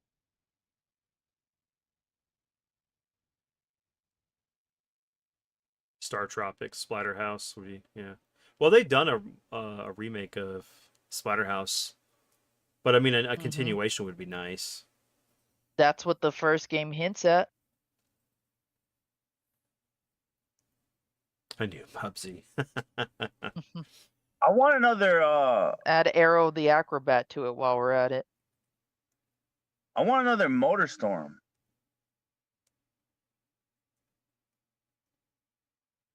I'd love a new Time Crisis with a light gun that works on the PS5. Yeah. I mean, Those were popping off, the MotorStorms, Pacific Rift, what was it, like MotorStorm Apocalypse? All those were fun. hmm How about another Burnout? Like, I don't want like an open Burnout world would be Burnout. awesome. I want a traditional like Arcade Burnout style? Revenge. Yeah. Kinda. Yeah, like Burnout 3 and Burnout Revenge were peak. Like, Paradise just felt like a could have been a Need for Speed or something. I don't know. Like another Burnout game is what I want. You know what? I'm gonna hit you guys with one. I'd love a new modern Gauntlet game. Oh yeah. Gauntlet would be great. 4-player co-op online.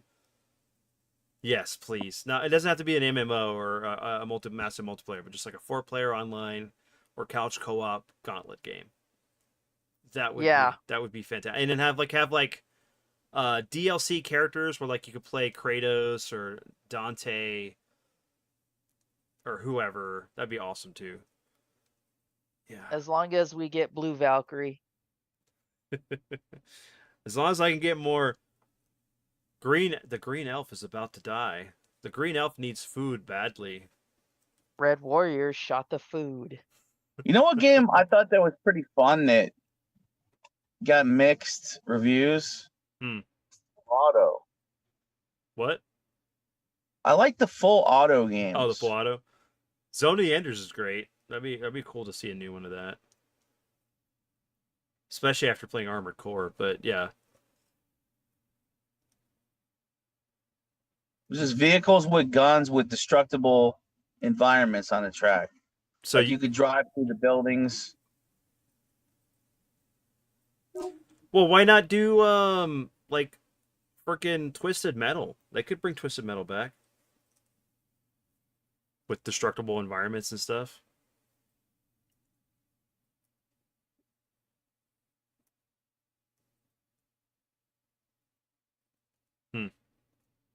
This needs to be a whole episode of us talking about what ifs.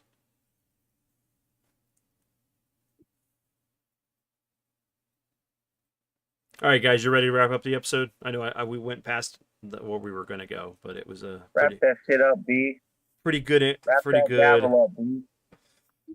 Wrap it up before you end it up.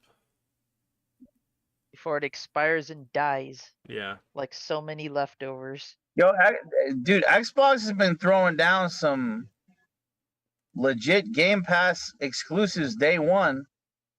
They hit y'all with the latest Black Ops 6 day one for free on your Game Pass Ultimate. They hit you with the latest Indiana Jones that received widespread critical acclaim day one on Game Pass Ultimate. They hit you with the latest Ninja Gaiden. What is it? Black 2. Yeah, 2 Black. Day one to pretty widespread acclaim. Don't sleep on Xbox right now. Nope. If you Xbox haven't is throwing down some fire.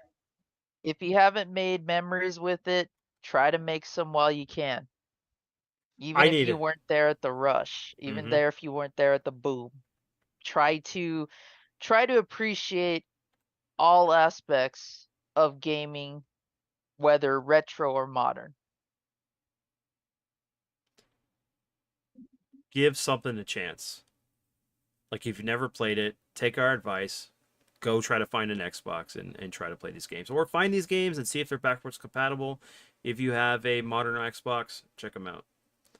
Dude, if you're poor, just get all you can get is maybe just a 1S. If you just I see them for $60, dog. You can get the 1S for $60. And if you play your cards right, you can get a Series S for $120 when they're really $300 new. If you find somebody locally that needs money real quick, they'll probably sell you for $120. Because I picked one up, an extra one, for $120 like a month and a half ago. It works perfect. And if you're on a limited budget, because there's a lot of people that are like stuck in like last gen. Mm-hmm. A lot of people that still just have like a PS3 or a PS4. Maybe they didn't get any of the newer Xbox stuff, and they're like, I want to get some new games that are new gen. Like they want to get that Tekken 8, or they want to get, Well, and they want to get the Street Fighter 6. they're They always want to going get on sale too. That's another thing, is that they're always going on sale, like even just digitally, as far as like for the modern consoles. that's a crazy entry point to be able to get new gen. You get a Series S and you get one used $120 local. Mhm. You just go on like a marketplace, that's pretty crazy. For affordability to go new gen right now. Yeah, Maybe get yourself the Game Pass. You get yourself that used Series S for $120, and you probably can even get like some free, like a free month or so of the Game Pass Ultimate. You're rocking and rolling. hell yeah, man. Took me I out. think Oh, sorry. no, go ahead, finish. I was just reading what PMark said. It just took him forever to get a Series S or a Mhm. Series X, but he's loving it. Wish he had gotten it at a good price. I was just gonna say to coincide with tonight's episode, I think it'd be cool if you were to start a list of games for the Xbox that we could share with anybody listening, or just anybody curious about what are some recommendations that we all have based on our experiences with the Xbox. I mean, we talked about Halo to death. Oh yeah, we did. It's definitely a pivotal game.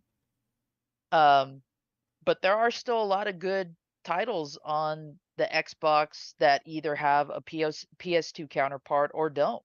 Mm-hmm. So I think it'd be a really cool idea to kind of get a list going to coincide with tonight's episode, and kind of again continue that exchange of, well, in case you missed out, here's some of our recommendations, Yeah, I mean, we could drop it in Discord, or we could do a video on it. That's fine. Mm-hmm. Get listed in the comments of this video. Yeah, that's true. Yeah, that's another thing, guys. If you want to, at the end of this video, if you've made it this far, type in the comments Xbox and then give us a list at least of 5 games that you would recommend to anybody who's watching this that's never played the Xbox, or who had played the Xbox but maybe never played these games. That way we can keep this going and keep the discussion going either in the Discord or on the comment section here. But everyone, guys, Ryan, Zombie, thank you. It is always a pleasure to have you guys on. I'm very grateful. Thank you.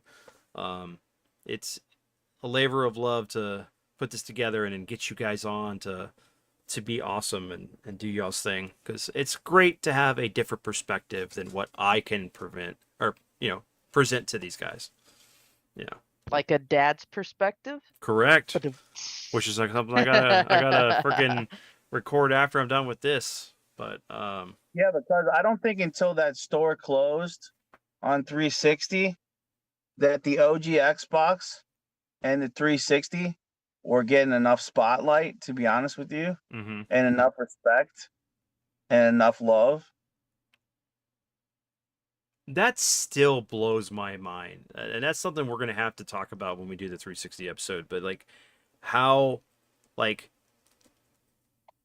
I remember it differently, where everybody was talking about the Xbox. It was the console to have over the PS3, and everybody was playing multiplayer games, So it baffles my mind that like there's not enough people in our community or just in general talking about the 360, other than when, oh hey, here's the top games I'm gonna recommend that since the store's closing, that kind of conversation. It's like, why don't you give me some like real experience of why you like this game and what was cool about it, what made it stand out.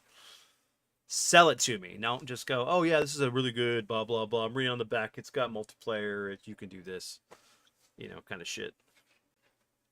Nah, Lit. We're ending the episode. We keep coming up with stuff to talk about, so we're gonna end the episode. Yeah, he said he paused it thinking that we were done, and then yeah, that's the never-ending episode. You clickbaiting SOBs when we're talking. Yeah. What's up, Iowa? Hey man, we're about to. No, dude, I'm not talking about. No, I'm not. But you did those. We had a couple other guys that we know that did some 360 stuff. Owaz, and then Luke did one, and there's a couple other people. Dude, the people that did the games to buy before the store closes. Yeah. I found a lot of good games through that. Yeah, exactly. I know. You kept telling me to do the list too, man, because like I played a shit ton of 360 titles. I mean, I did. I recommended like at least 10 of them to you. But 360s. But yeah, hold on. I read what he said wrong because I thought he did one, but Iowa, yeah, 360 is on your top 3 console list. That's awesome. It actually would be on mine too, because it was very, very impactful as far as like my gaming history. Because I mean, it really kind of broadened, like outside of playing couch co-op fighting games and things like that, or RPGs, I really got the chance to be able to play online, and I made a lot of friends playing Call of Duty.